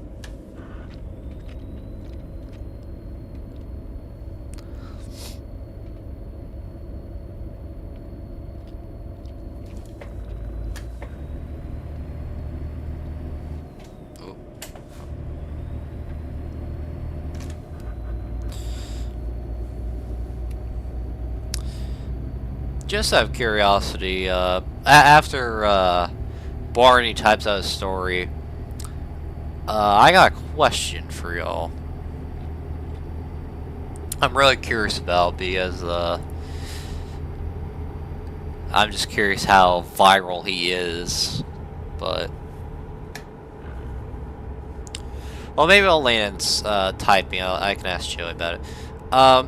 Have you seen the videos of John Chierico? He tells stories of when he was in the CIA, and like how he went to this country and did all this stuff in the CIA and was kind of like a whistleblower. So then he's became like very popular. He has like gray hair, glasses, like early 60s.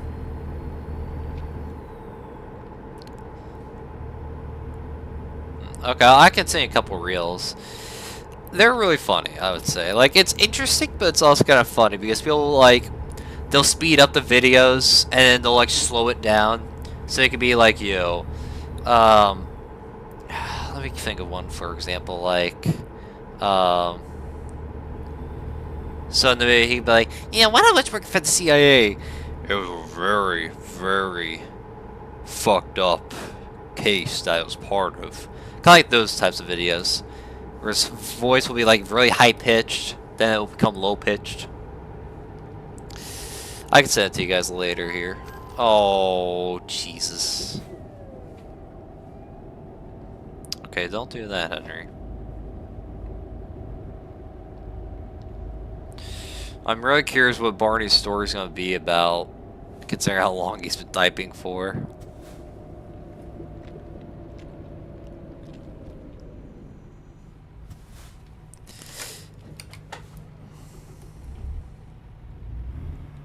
Oh, Jesus, this is the worst place to fucking stop with my truck. Oh, shit, uh-oh. Uh-oh. No, no, no, God. Hold up. Oh, Lord. Come on. Please move. Come on. Turn green. Oh, shit.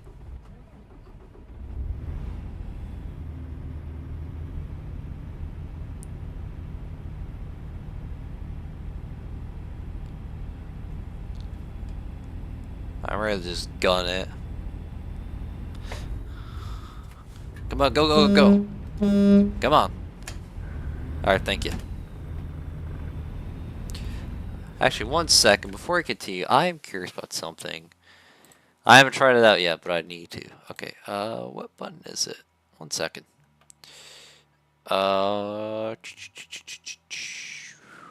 Where is it?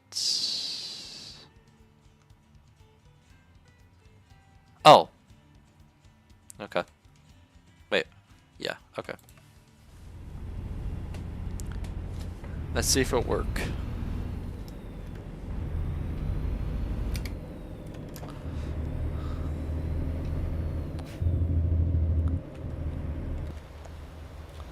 All right, let's get like a close up here. I want you guys to hear this Jake break.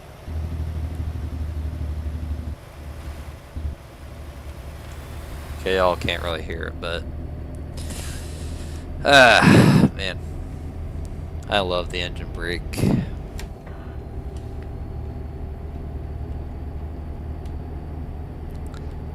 That's probably what Alex Club's car sounds like at the road courses when he has to brake.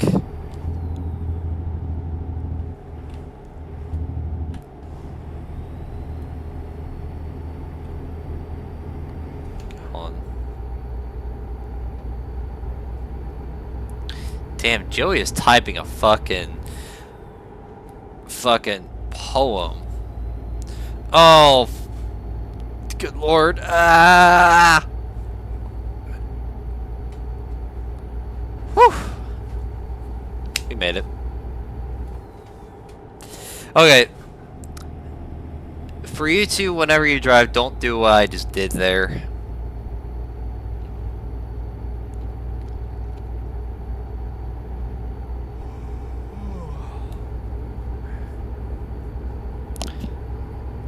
By the way, Landon, have you driven at all yet? Like, have you gotten, like, your permanent license? Just out of curiosity. Oh, you fucking dickweed. Fucking Crown Vic. Don't cut in front of me.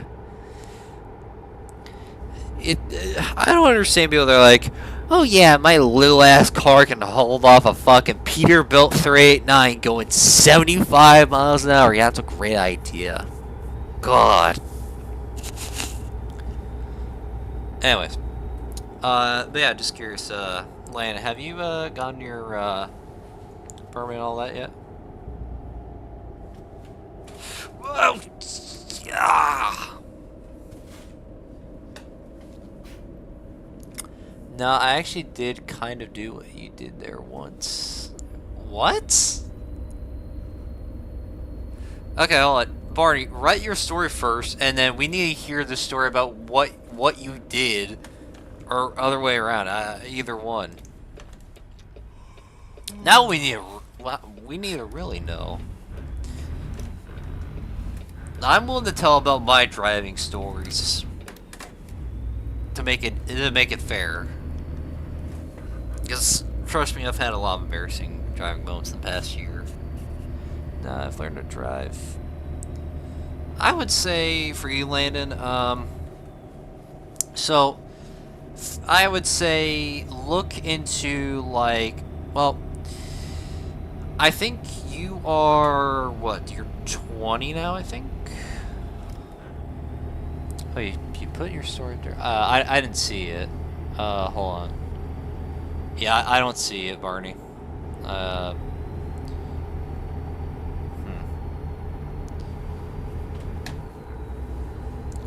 Yeah, I don't see the story. Well, let me scroll back up here. Let's see. No, I don't see it. Just like copy it and then like split it up, I guess. Like, you know, 2 sentences. Speak in like parts.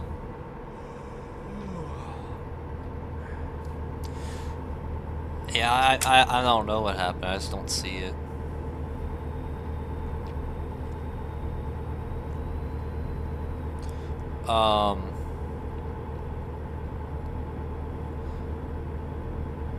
Pretty much.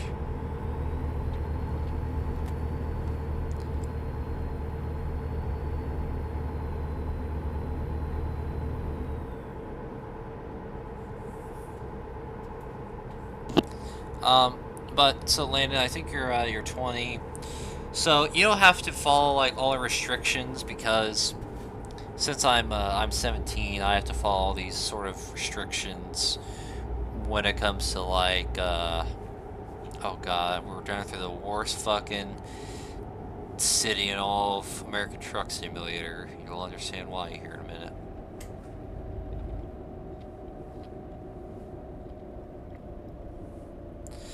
Yeah, put it in Discord. And then when we get, probably, well, how much gas do we have? Okay, wait, hold on. Probably whenever we, ooh, okay, I need to find a rest stop here, so. Alright, when we find a rest stop, I will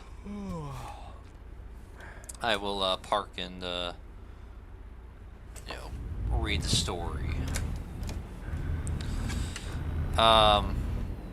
But yeah, so Landon, I think you don't have to follow like the restrictions. So I would say first study the the laws of the road, like knowing all the traffic signs, the traffic laws, etc. You just try to learn all that, and then you go to the courthouse in your county.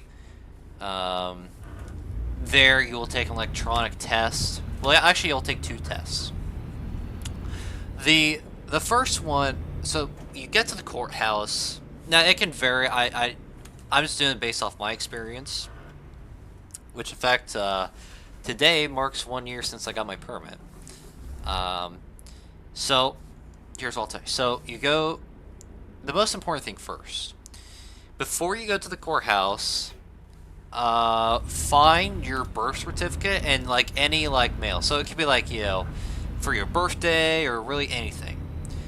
It's basically to verify that you're a real person, that everything about you is like real. Like you're not gonna like make it up.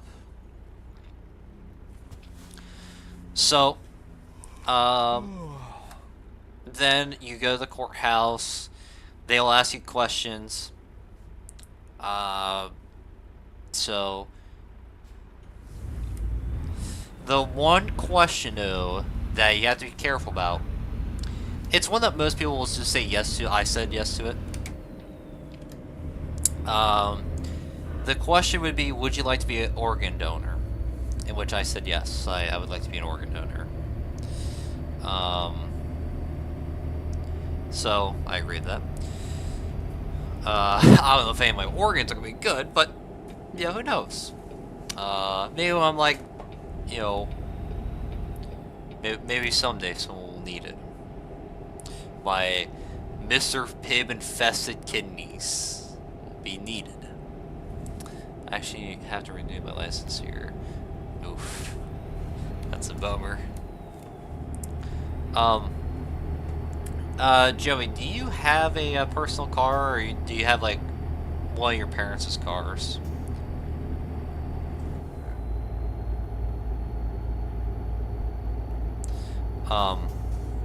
But yeah, so for you, Landon, yeah, just study as much as you can about the traffic laws. When you or one of your parents has all like the information about you to make sure you're a real person, go to the courthouse. And after they ask you questions, you're going to take 2 tests. The first one is going to be your vision test. It's basically to see like how good you can see, and like how good you can see. And I'm gonna tell you, I failed my vision test. So legally, I cannot drive uh, without my glasses.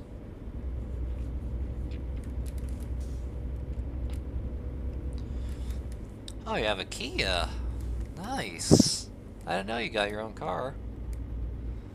Yeah, we might as well. Actually, first we're gonna take a rest here.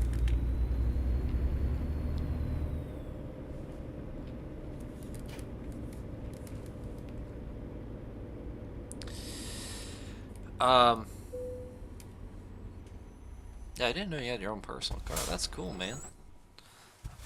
Alright. But, yeah, so for you, Landon, just say as much as you can. The second part's going to be like, it's going to be a certain amount of questions. You have to get 80% on, I believe, to pass it. So for me, I got 20 out of 25, so it's enough for me to get my permit. Let's see, the story. Let's go to RNN.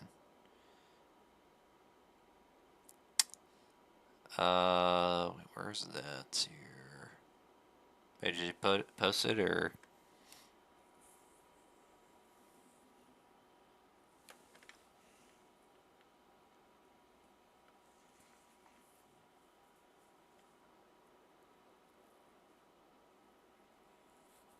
It's not hard, you just have to kind of study.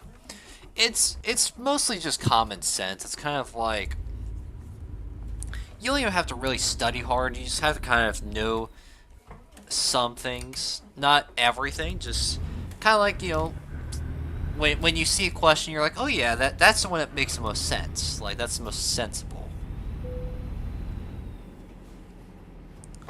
Yeah. If you want to, you can post like a screenshot, and then you can post it in like RNN or my DMs or whatever it may be. Either one's fine. No rush. We still got a lot of driving to do. Let's see, 125. Well,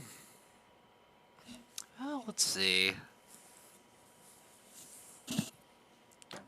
Okay, let's take a look here. We're in Texas.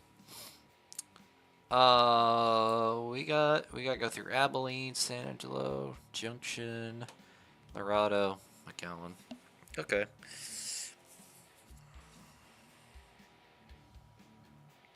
Yeah, all the questions you can find online. Alright. I will be right back. I gotta go take a hot, steaming, fat piss. So, I'll be back. Like 2 minutes.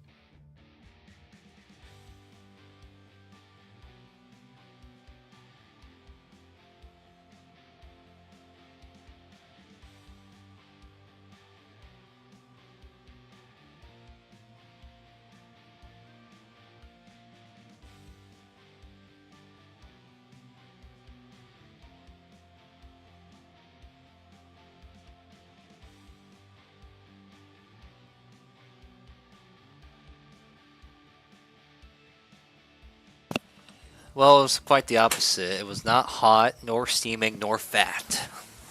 It was a cold, skinny piss. So, pretty disappointing. Alright. Well, are you ready to hit the road here? Alright. Let's do it. Am I live? Okay, yep. Alright. To the road.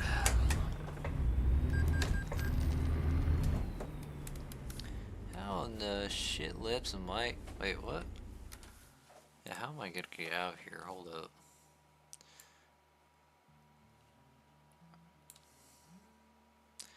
Couldn't I just... Okay. Could just... Alright.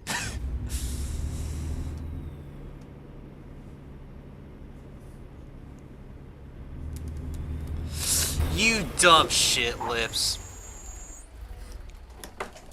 Are you fucking for real? Jesus Christ. We went the whole stream without a wreck until that. No. You're gonna sit there and think about what you just did. You're gonna sit there and think about what you just fucking did.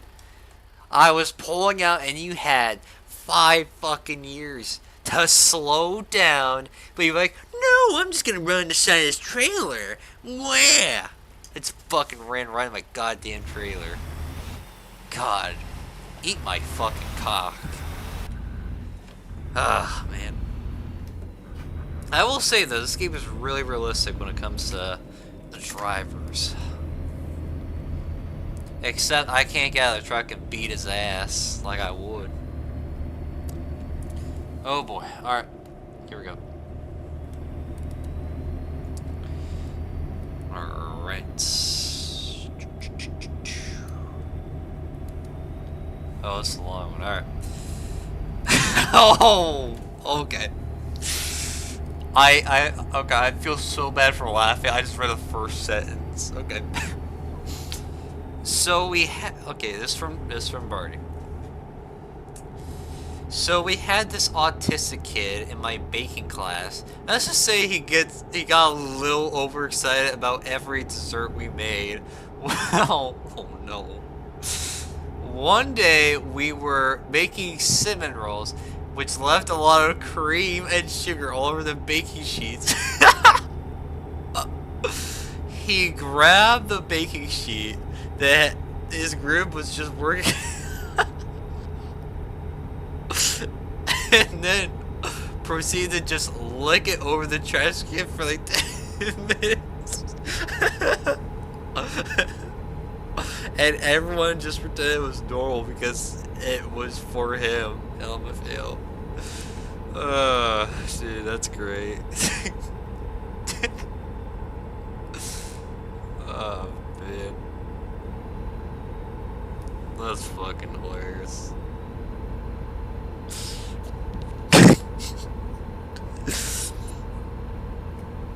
Man.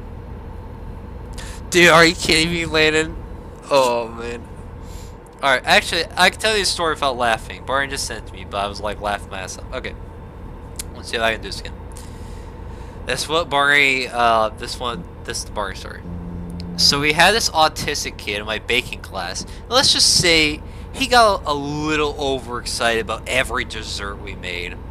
One day we were making cinnamon rolls, which left a lot of cream and sugar all over the baking sheets. He grabbed the baking sheet that his group was working with and then proceeded to just lick it over the trash can for like 10 straight minutes, and everyone just pretended it was normal because it was for him.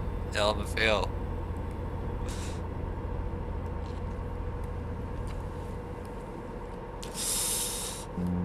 I can say he's not the only one. Alright, so not the baking sheets, but like the cinnamon rolls that you get from the store that are like in a tin foil. Once all the cinnamon rolls are gone, this is weird for me to say, but I do lick the cream. But oh fuck. Okay. Oh no. I shouldn't have said that. Oh man. Fuck me. Okay. The pastry that is in the package still, I will lick. Oh god, y'all are gonna take that out of context now, aren't you? Oh man.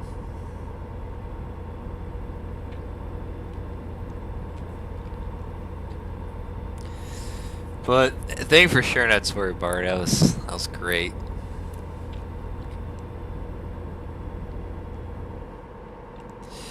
Did I ever tell you about the time I skipped school, or I like left school early just to have mozzarella sticks for lunch? It's a very random story, but it was a great memory that I had in my so far my sophomore year, or no, wait, no, junior year. Oh my gosh, okay, junior year.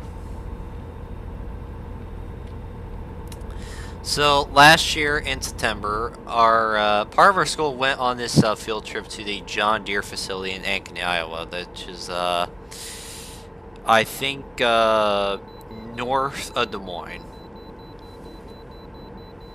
Hell yeah. I agree. Oh shit, I missed way station. Oh well. I'll take the L on that. So we went there, we were there for a few hours, we came back, and I kind of bullshitted myself.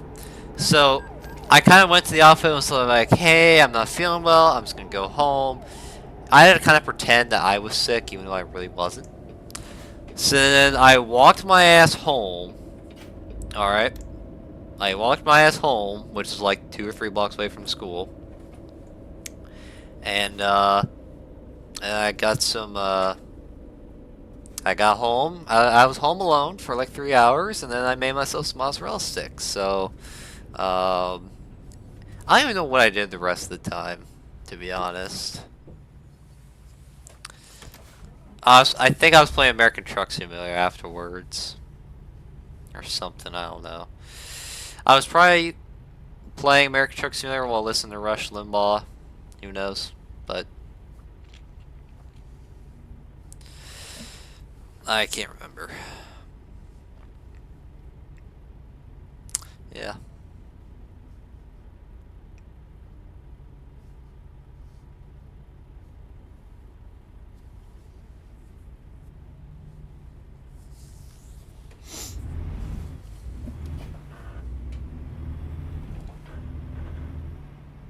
Can never go wrong with mozzarella. I agree. They are fucking delicious. I love them.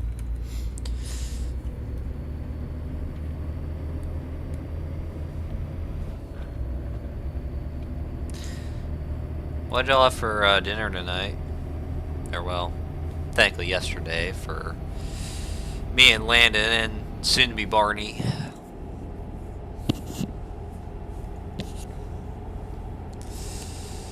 I had some tater tot casserole, which was delicious.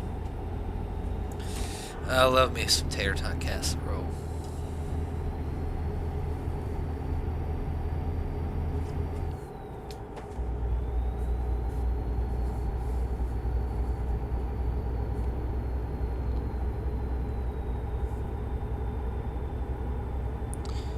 Quesadilla, nice. Quesadillas are always really good. Did you make it yourself? And like, what'd you put on it? Was it just cheese, or did you put anything on it?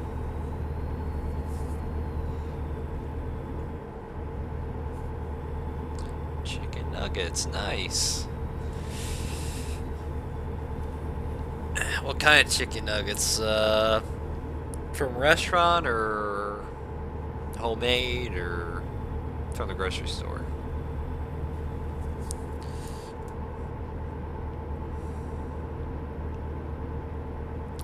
I actually can't remember the last time I've had chicken nuggets. Okay, well, actually, no.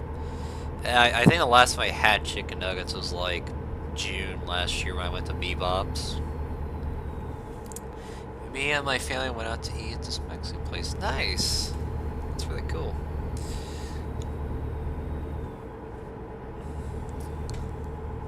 Grocery store. All right. You know, okay. When I go to a Mexican restaurant, this is the weirdest thing well, actually, no, it's not actually weird at all, considering what I've said earlier. I just ate it with cheese and salsa. Alright. That sounds really good. When I go to, the last time I went to a Mexican restaurant, which was, it was the same day, when Jesse Love won the Xfinity Championship. I remember because, after we got home, the Xfinity race was on, and that was the championship race. I got a cheeseburger, so I didn't get a taco or anything like that. It was probably the least Mexican thing I got from a Mexican restaurant, but it was good.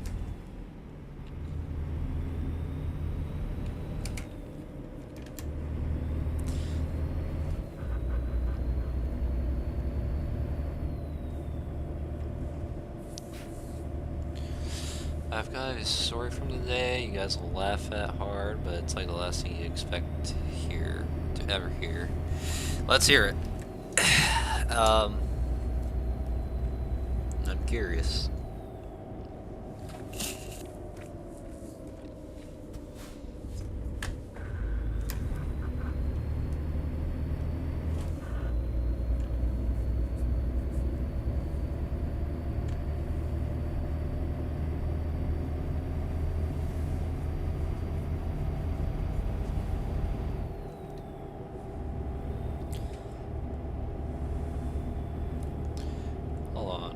How long have I been driving for?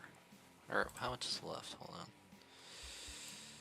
on. Ooh, 11 more hours. Okay.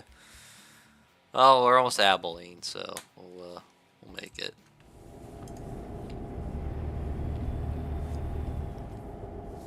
So after Barney tells this story, I'm gonna ask you guys a question about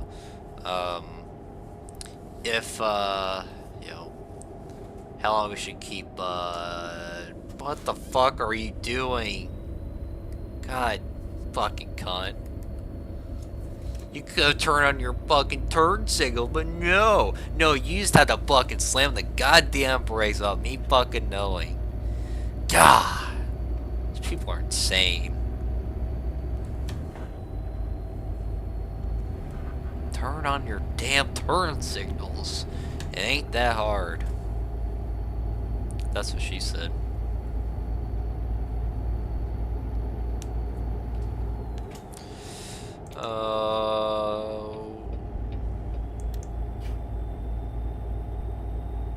Thank you.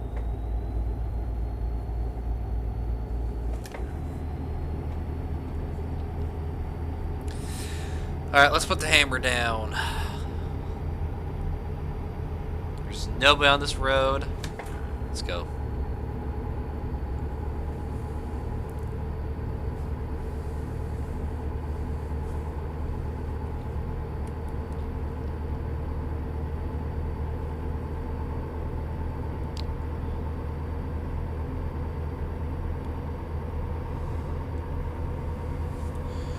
Let me see if I can change the... Alright, we're at 81, 82, 83. Come on. I've gotten this truck up to 107 before. Let's see if I can do it again.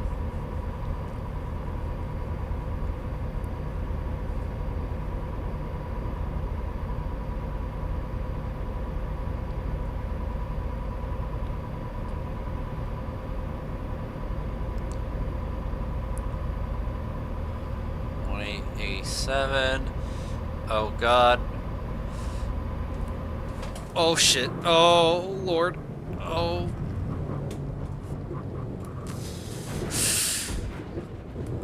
Oh.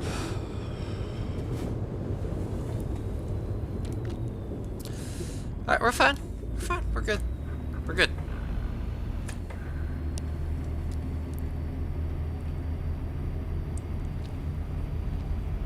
We are good.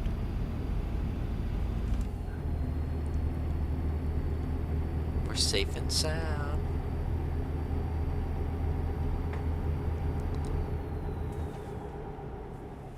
That did not happen.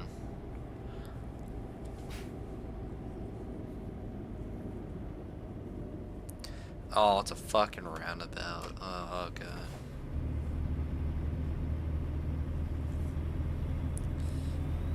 Let's hot dog it. The amount of roundabouts there are in Iowa pisses me off. There's no purpose in it. You can just make a four-way intersection like a normal person, but no, you just gotta fucking make a roundabout. Some states just want to be special.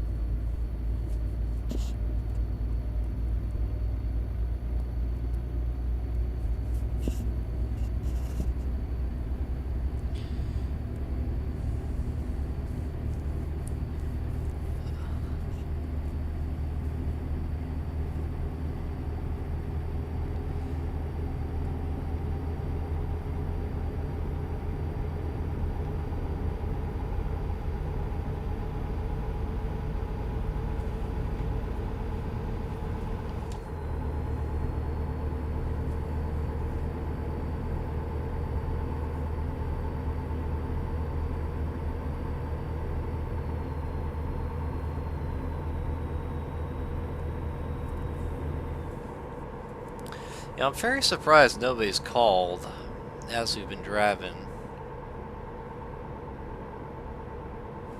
Though I'm fairly fucking certain that will change. Oh my god! Whew. Oh damn! Whoa! Whoa! Whoa! Whoa! Whoa! Whoa! Hold up! Hold up! Hold up! Hold up! Hold up! Hold up! Hold up! Oh shit! Wait! What? Oh! Hold up! Oh, that's not what I wanted. Hold up. We gotta check this out real quick. Hold up. Wait, hold on. How do I, wait 1 second. How do I go, free cam? Oh, here we go. Oh my god! Oh! Oh! Oh! Oh man, what happened? Oh. Hot damn. That looked awful. Oh. Oh.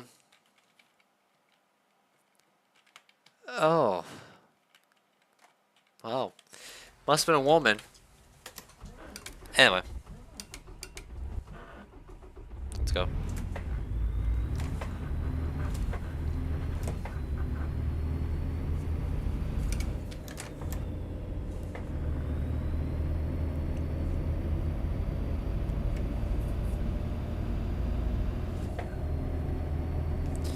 Alright, you sent me the story.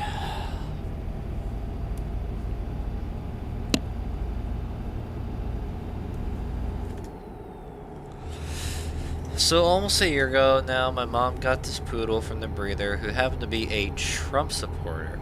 For some reason, the dog seems to bark at blue objects more than other objects, which represents the Democratic Party, of course. So you got this theory that all dogs that the breeder has raised are Trump supporters too? What? That is insane. Okay, well, I've seen videos where, like, a dog, when it sees, like, someone they don't like, they'll just bark at the TV, and if there's something they like, they'll just listen intently. That is crazy, though. So, Bart, if you're wearing, like, a blue shirt, your dog would, like, growl at you, but if you're wearing like a red shirt, it'll just be calm. Like I can't. It's hard to wrap my head around this. Like, okay, so the breeder when it had the dogs, it had to have like some like card. It was like, okay, doggy, red good, blue bad. Trump good, Democrat bad. That's probably what happened. I don't know.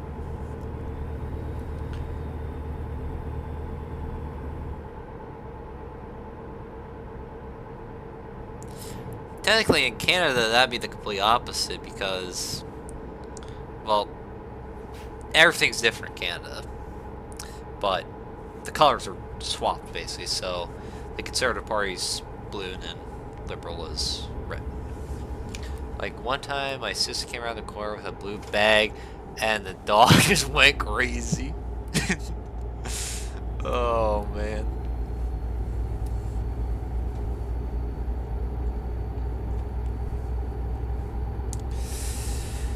Yeah. Jeez.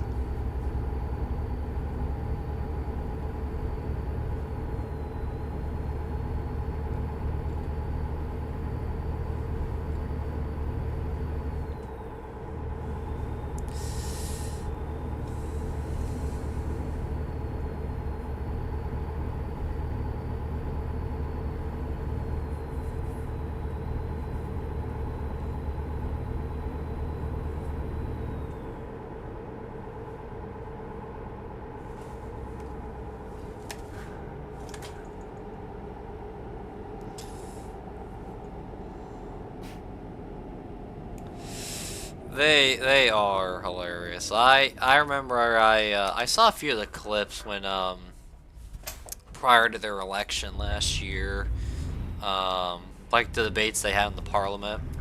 The ones I saw were when Trudeau was still in office. I think it's what's his name? Mark Carney, I think is his name. I haven't seen a lot of clips of the Canadian Parliament thing since then. I've seen a couple, but not as frequent as when Trudeau was still in office. But it is pretty entertaining. I've watched several videos of Justin Trudeau debating this guy who's leader. I think it was Pierre Poilievre, or I forgot how to say his name, but Pierre, the leader of Conservative Party. Yeah. I do remember that very well. Obviously, I'm not going to get too deep into it, but it was very interesting, to say the least.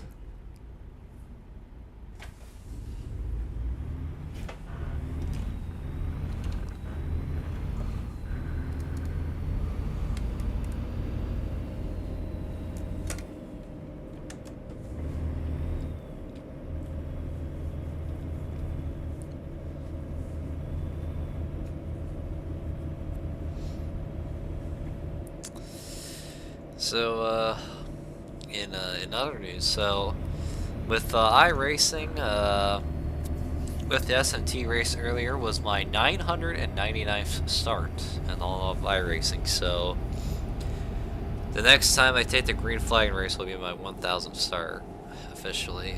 So, well, a pretty special moment. I can't prove it, but I know Max Reeves piece.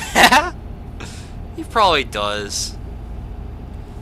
I could see Max Reeves being out of the sport. There's no way he's gonna hang around being that shitty in the best car in the field.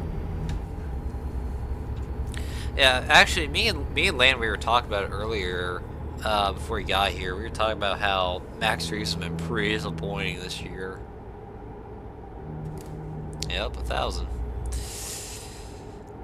It's hard to believe. I also can't believe it either. But you know, just I've never gotten burnt out from it. I haven't felt burnt out from iRacing. I felt like tinges of it at times, but never completely. So really, just been showing up to as many races as I can, and it's incredible that I've gotten to 1,000 starts at this point. I've had a lot of fun, a lot of success too.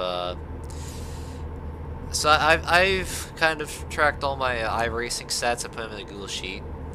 So you've got 106 wins, nearly 500 top fives, and I think 75% top 10 rate. So overall, we've pretty had a solid run so far, and I'm looking forward to seeing what the future brings for not only for myself on iRacing, but also for the team. And I'm looking forward to it. It's I've had a great time with it. So we'll see where we go, but yeah, he's gonna be the new Hingorani. He probably already is the new Hingorani. We just haven't seen it unfold yet, but he'll probably wreck a teammate at some point, like Hingorani did at Ohio that one year. Oh, why'd you have to stop? How about Parker Retzloff there? Yeah, Parker Retzloff's been really good this year. You know, struggled last year with Alpha Prime, but seems like things have been going right with him and Viking Motorsports. So I'm really happy for him to be doing well with the team. I think it's really what he needed. A fresh start with a new team. I mean, not only him, but Anthony Alfredo's been doing really good for Viking Motorsports. So happy to see both of them doing really well, especially for Parker Retzloff. I think he's really starting to show the potential he has. So we'll see how the rest of the year goes. Obviously, we still got a long ways to go before the playoffs, or not the playoffs, the chase. But I mean, I could see him make it in. We'll have to wait and see, though.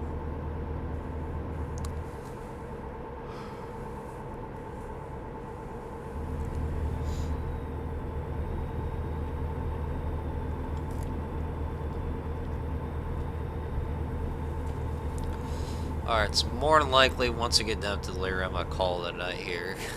If that's fine to Phil. Let me check how much. Oh, wrong one. We got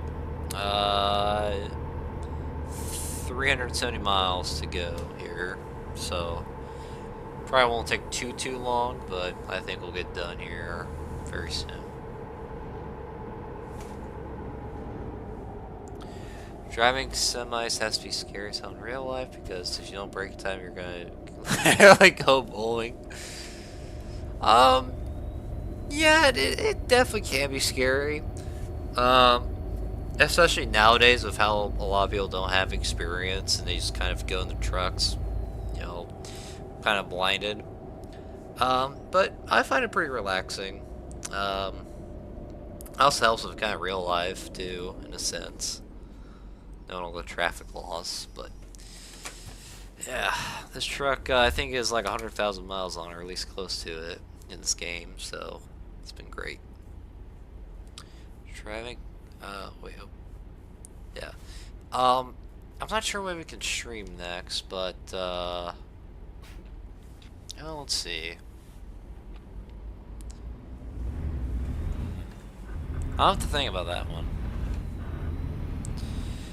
It would probably have to be on the weekend, more than likely. Well, yeah, because I don't have any more days with school off. So it's just kind of for, you know, in 5 days a week, the rest of the year until May 22nd.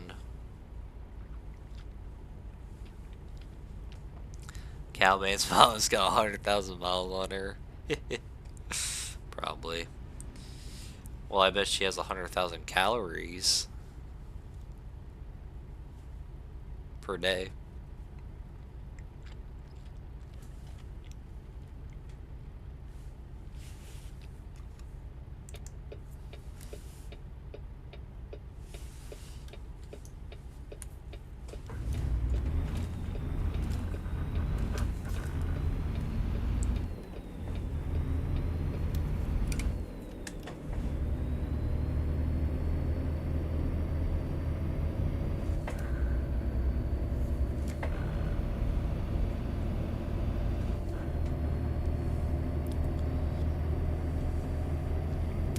Are y'all heading out to any NASCAR races this year?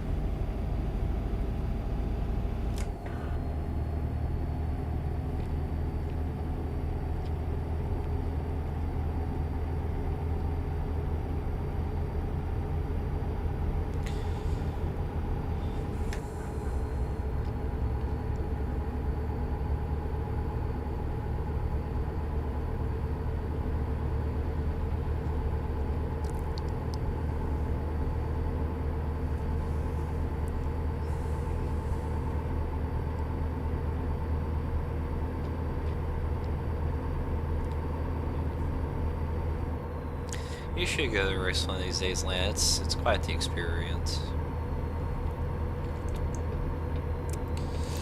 I think I've talked about before about going to San Diego race, which is already only like 2 months away, yeah. Yeah, San Diego should be fun, man. Hopefully you have a good time there.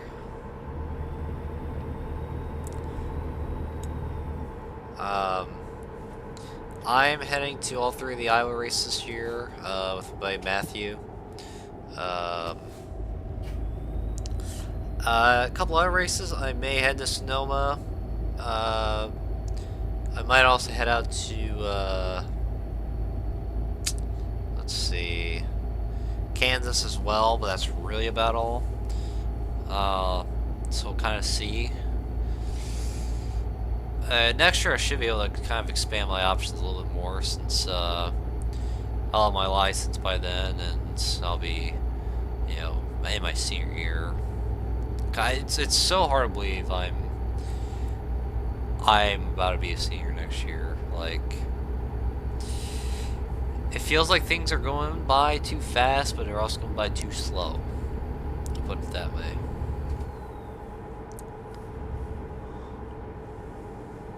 The only thing I don't miss about heading out to the track speed. Do you wear like any ear protection at all? I hope you do, but do you?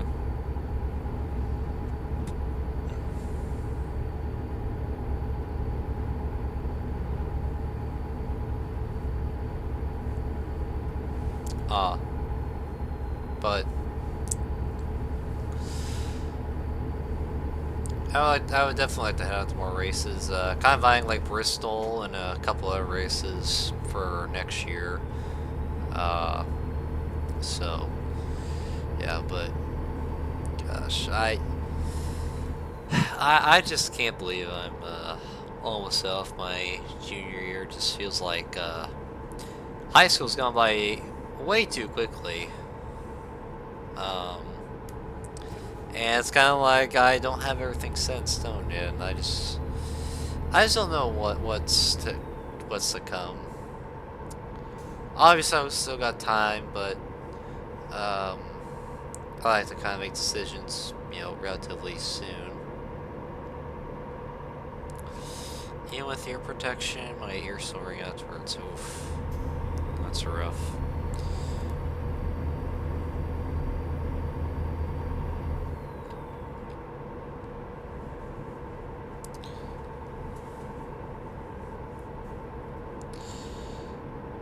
I can definitely imagine that would hurt, but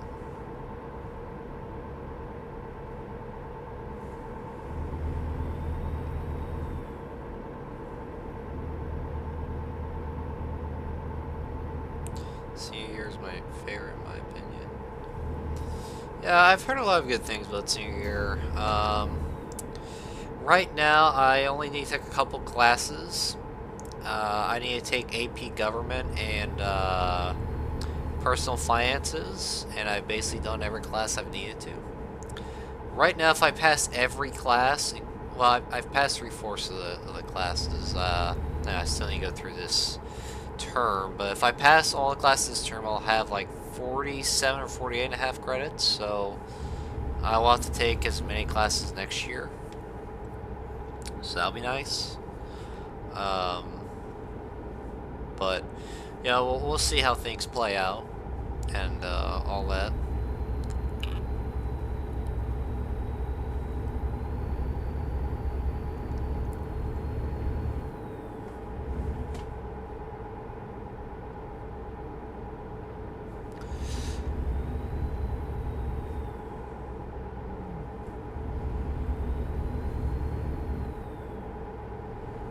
Thank you, man. I appreciate it. Yeah, just... Man.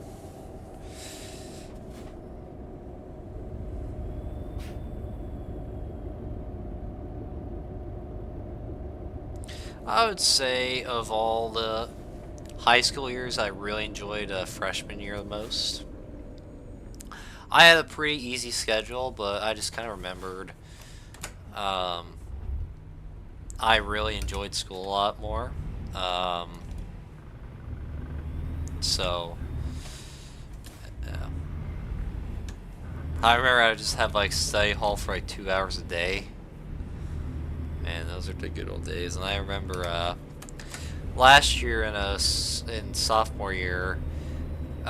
So I have the phone number for with all my teammates. I think Joe, you have my phone number. Lan, if you want my phone number, I can get it to you afterwards. But so I have the phone number for all my teammates on my team, and so what I would do last year in Say Hall is I would like. I assume you guys have heard of Game Pigeon, where like you can do like all these games that you can do through text, like a pool, darts, you name it. So I would just kind of do that, and yeah, that was really fun. And then after phones got banned at school, it's not been fun. So COVID sabotaged my freshman year, but I'd be lying to say I didn't miss the easy online classes. Yeah, I can imagine that.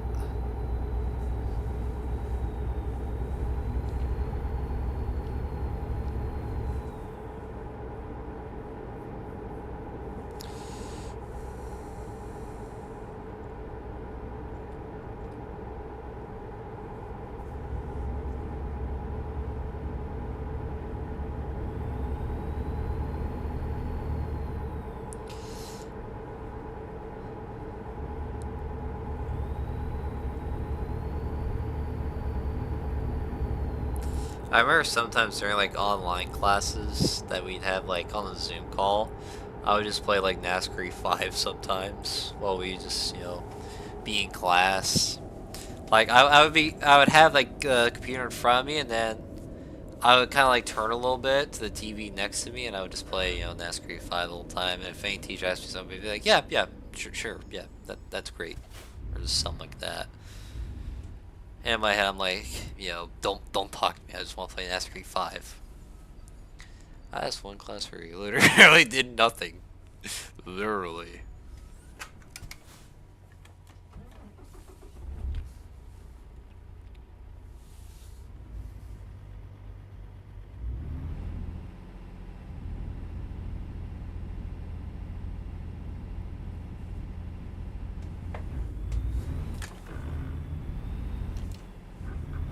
Yeah, it's nice to do your work at really any time. But yeah, it is really nice to get to do work at your own pace instead of being kind of at the seat of your pants with it.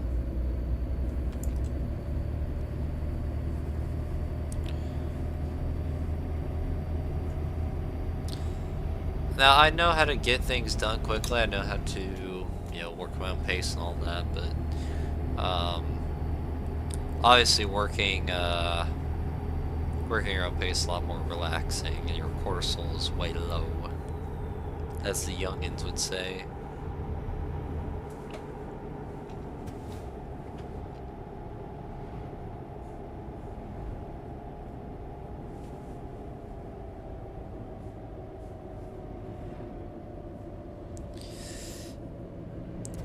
I can tell you boys this. There are going to be 3 things that I will not miss from junior year. English, algebra, and Spanish. Those classes give me such high cortisol.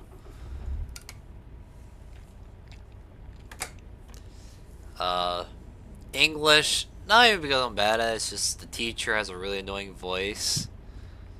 It's really high pitched and it's deafening. Algebra, I just suck at algebra, so I hate it. And then Spanish. I also suck at Spanish, so I hate it too. I just hate a lot of things.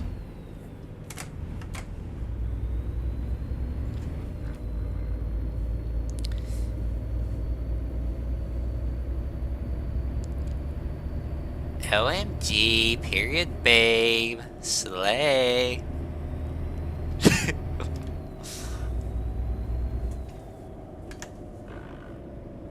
Period, bitch. Sorry. Aaron made me this way.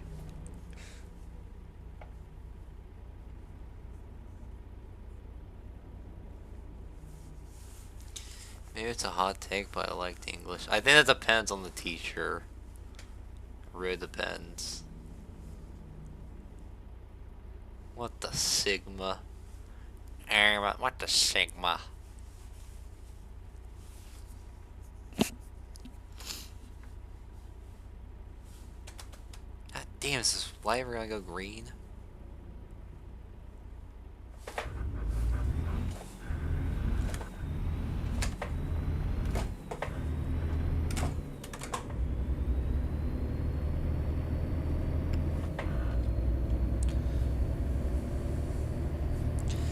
Alright, let me ask you guys this. How many white women middle-aged teachers did y'all have?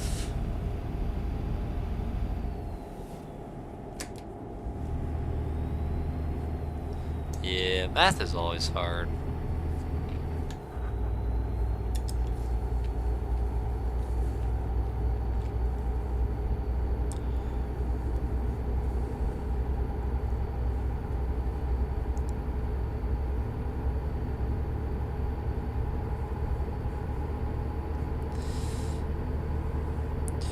In all fairness to all the algebra teachers, when I'm 65 years old, I'm old as shit in retirement. I don't think any algebra equation is gonna solve my problems when I have erectile dysfunction. I'm just gonna put that right now. I don't think any algebra equation will help me figure out my erectile dysfunction problems when I'm 65. So I got another, like, well, let's see, like 48 years before that happens. I'm just gonna guess. I'd say at least half my teachers were middle-aged white women. Oof, that is rough. My condolences.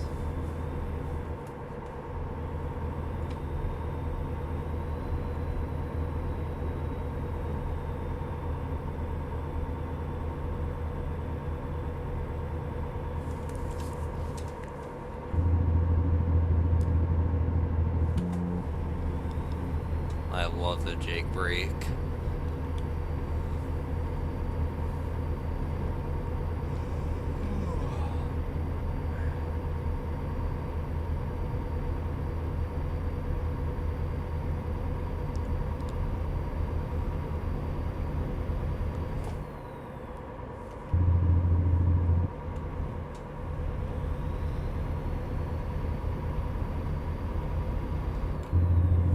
Oh shit, shit, shit, shit, shit, shit, shit, shit, shit, shit, shit, shit, shit, shit.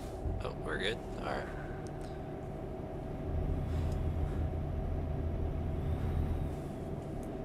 When I'm 71 and I die of liver failure because I didn't get the math equation right?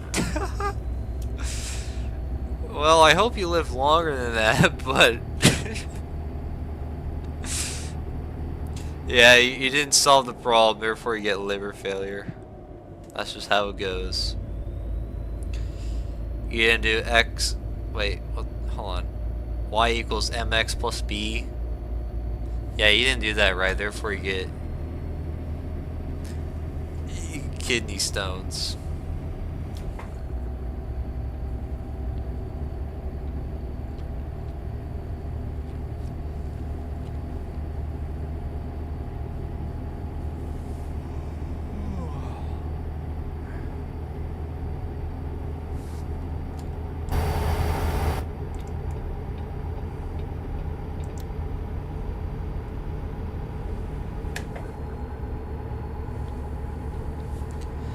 This is gonna be the longest stream we've done up to this point, but it's good though.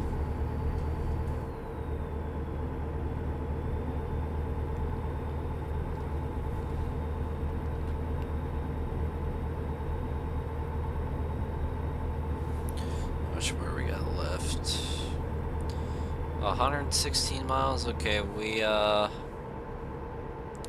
almost done here. I could do y equals mx plus b, but I forgot how to do it like right after we got done with that section. I am the same way, dude. Once we learn, like once we move past something, if we ever come back to it, I have to relearn it. So it definitely sucks, but just the way it goes. Okay, hold on, I need to get over.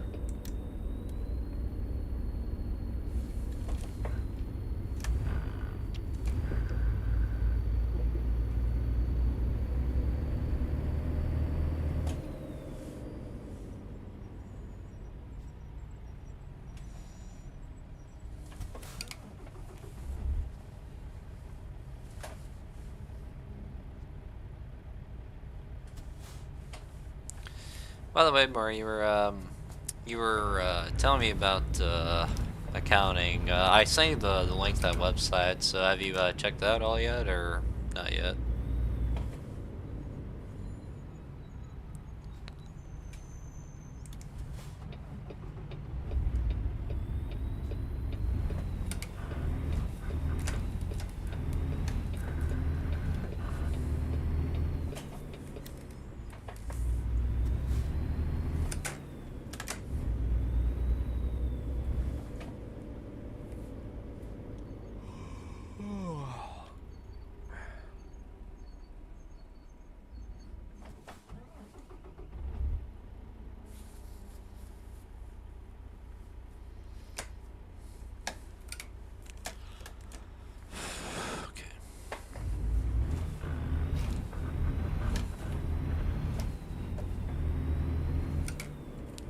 Alright, sounds good. Yeah, no rush, but yeah, I met with my I met with the accounting teacher the same day I sent it to you, and we talked for a minute. I just kind of told him like, hey, I have this friend who's gonna go to college for accounting, and he told me like, hey, check this website. Basically, it's to just see if you like actually want to do accounting or not. Like, it's just kind of like you learn a lot about it, and he told me like that you should like really do as much as you can with it before you really commit to going to that college. So that's basically what he told me. It was kind of brief because he had to go somewhere, but that's kind of what went down. So, but yeah, if you ever need help with anything, just let me know, man. Same for you, Lan, if you're here still.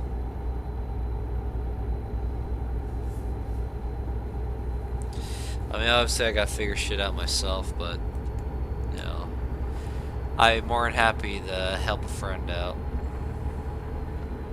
Anytime.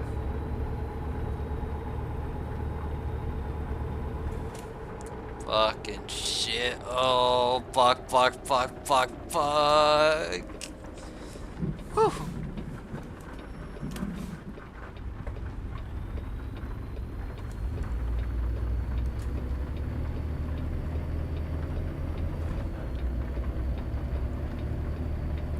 Yeah, anytime, guys.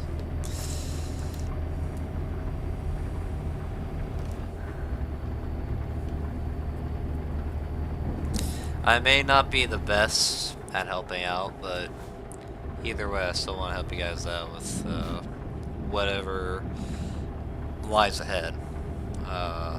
It could be anything. So, yeah.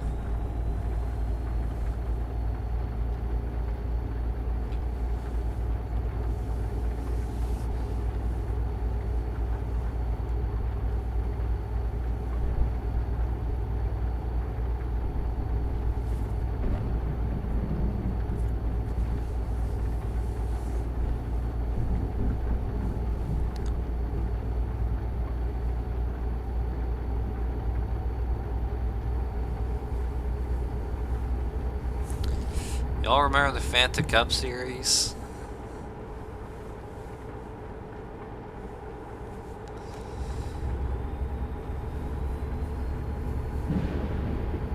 Ooh, that was a big lightning. Wow. Y'all hear that?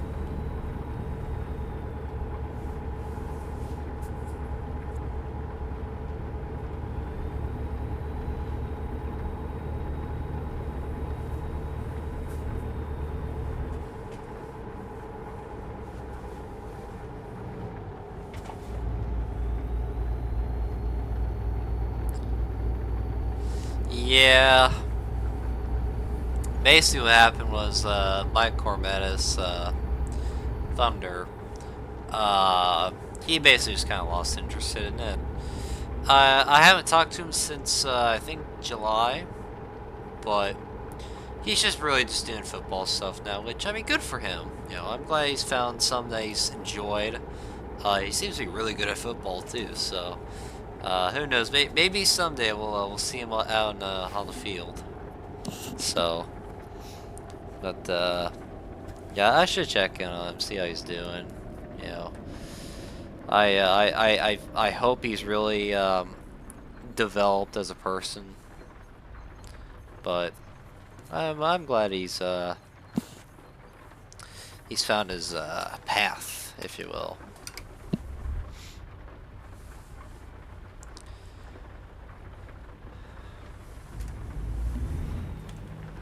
So technically, Landon, because he said Fanta's basically done, you are the last ever Fanta Cup Series winner, officially.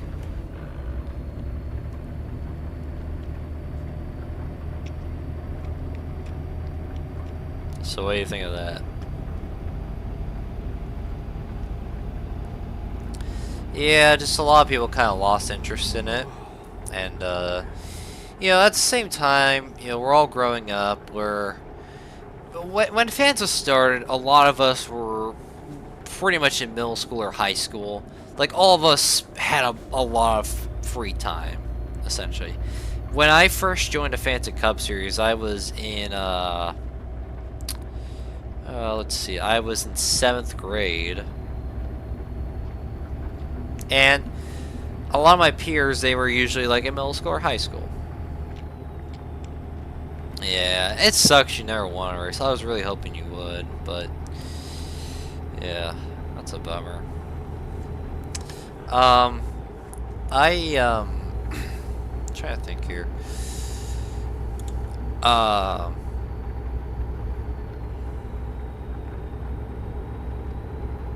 Sorry, I'm kind of blanking, but yeah, I think really kind of season 9-ish, I really saw kind of a transition, because, you know, a lot of people, like, you know, we're starting to get through high school. We became a lot more busy. We became a lot more interested in other things other than Fanta. But, you know, I definitely think Fanta really has had a huge impact on me, at least, because kind of imagine, I can't really imagine where I'd be at had I not won the Phantom 500 in what was it, season 6, I think. That's what really put me on the map. And then I got introduced to all these people. I started chatting with, you know, all these cool people all the time, and all that. So it gave me a lot of opportunities that I still kind of carry with me today. So definitely blessed to have been a part of it.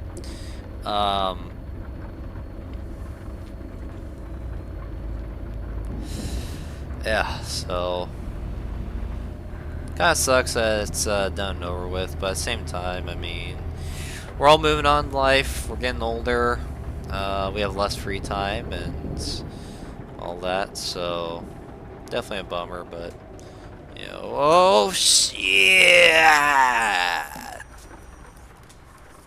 Whew. Hot damn. Yeah, you did pretty good, Landon. Same for you, Marty. I wasn't there for the races a whole lot, but when I was there, oh yeah, it was definitely really fun. I'm glad y'all partook in it over the course of the the couple years. Even when things got bad, I'm glad y'all stuck through it, and yeah, it's definitely a great time. And I'm very proud of what we accomplished and all the memories we created in that league. So, yeah.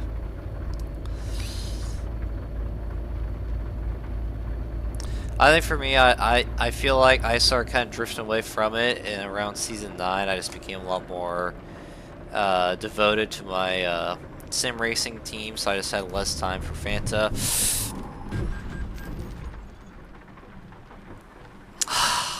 God fucking damn it. Oh no. We were doing so good until that. Man.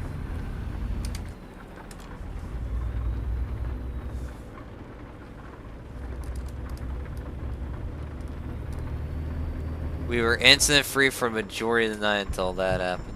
Wait, where's that?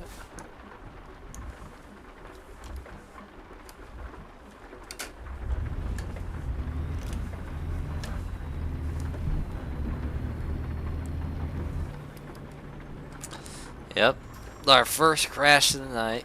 And probably our only one.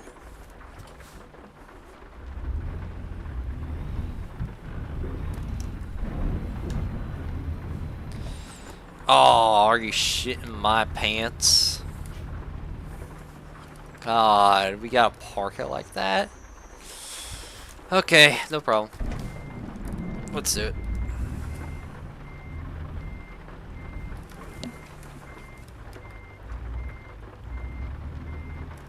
Dude, I cannot see. Oh no. Hold up. Oh, actually, hold up, hold up. Let's go. Come on. Come on, come on, come on. Come on. Come on. Ah, fuck.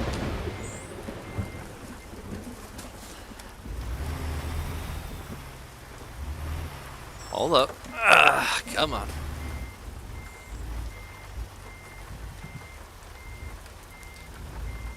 Come on.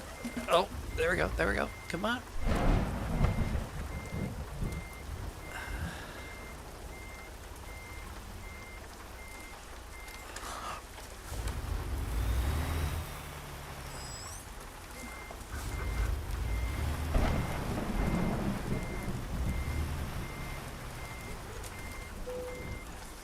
Hot damn, we did it.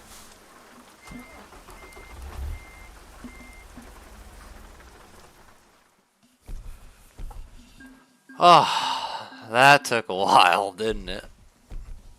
Alright.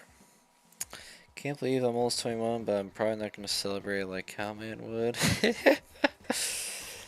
Me and the Barba turned 21. Yeah, it's a lot to park it. Yeah, y'all are turning 21 this year. I'm turning 18 this year.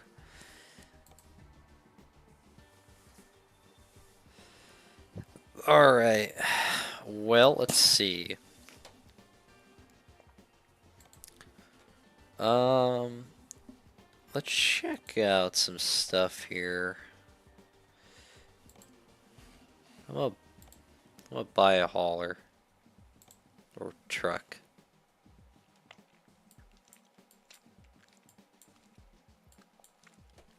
Use trucks, let's see. Anything worth a shit?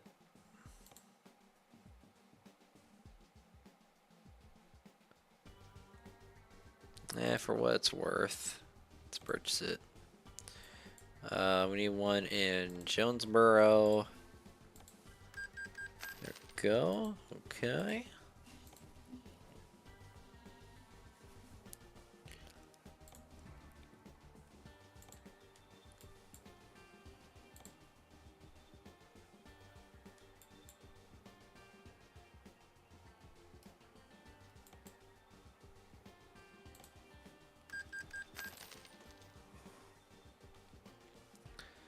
What other place we need to...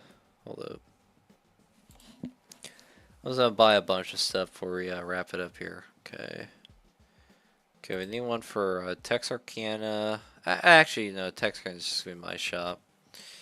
Omaha. All right, let's buy some from there. Okay. Omaha.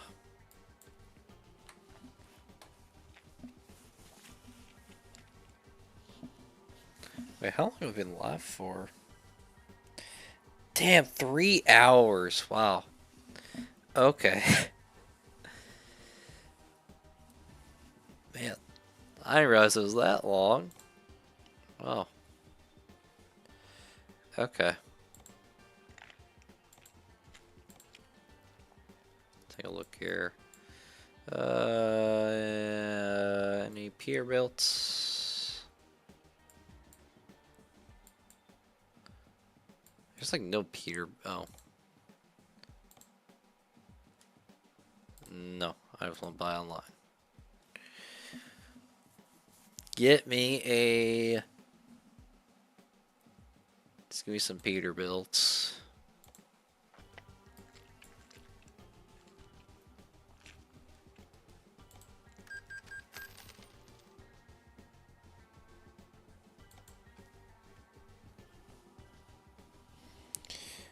We're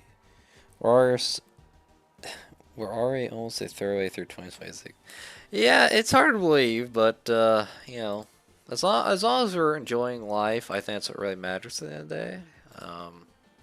You know, we should always enjoy the moments in life and all that. So, you know, I think it's just the best thing to do is just, you know, let's enjoy life. You know, we shouldn't always get worked up about stuff and all. So, yeah, just let's enjoy life. Not worry about the time and all. Because we're not going to be here for a long time. We're going to be here for a good time. It's April now.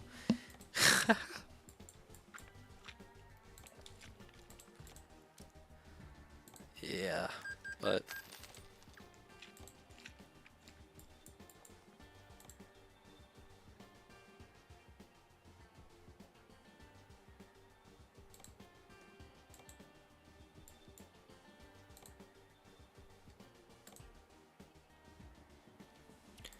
all right. Bam. All right. Well, there we go. One more thing. All right, I'm gonna let y'all decide. So I have every state in gray except for Iowa, Missouri, and Louisiana. I still haven't bought those yet. So name any city, and I'll buy a garage. I already have garages in El Paso, San Antonio, Texarkana, Jonesboro, Topeka, Omaha, Cheyenne, Salt Lake City, Las Vegas, Seattle, and Miles City. So name any city, and I'll buy, well, I'll buy a garage. I don't know how often I'm going to stream for. I don't know yet for certain, but,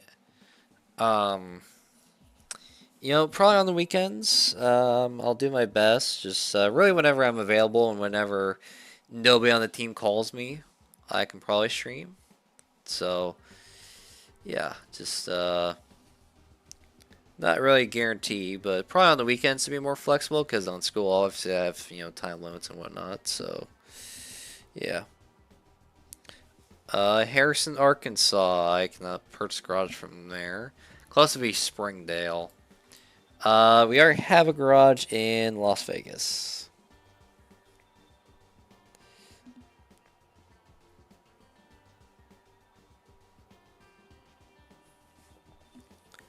So we gotta pick another one.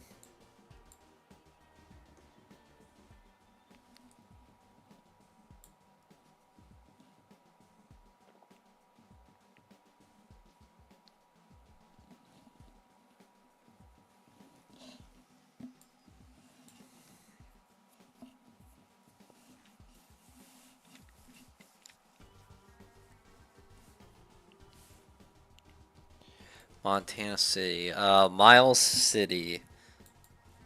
We got Billings, Great Falls, Helena, Missoula, and Kalispell. Yeah, so you think something up here? The ones in white are the ones that we haven't bought yet. The ones in green are the ones that we get bought.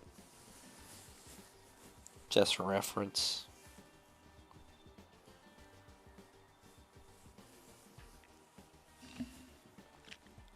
So you're thinking someone up here?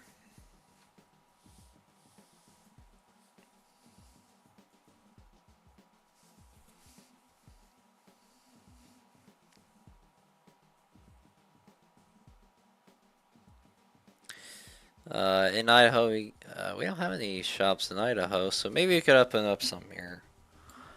But I'll let y'all decide on that. Well, I mean, I thought they... Oh, you're fine, dude.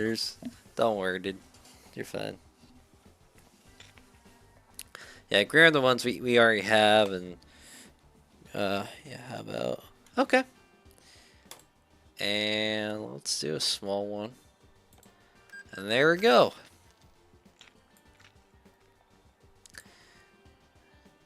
Alright, we will, I'll fuck around with that behind the scenes and all, but... Alright, well, I believe that will do for the night there. Thank you guys so much for tuning in. I really appreciate it. It's a great chat with y'all again, and, you know, thanks so much for tuning in, Landon and Joey. I greatly appreciate it so much. Means a lot. So, hope to do this more often. I don't know for certain. It's just going to be kind of whenever I'm available and when I have nothing to do. So, but I'm glad you all had a good time. We all had a great time, had some laughs and all. So, it was, I had a wonderful time. So, yeah. Yep, so have a good night, everybody. See you later. And whenever we come back, probably expect to be on the weekends, you know, maybe like a Friday or Saturday night, but no guarantees though. So have a good night, boys. See you later.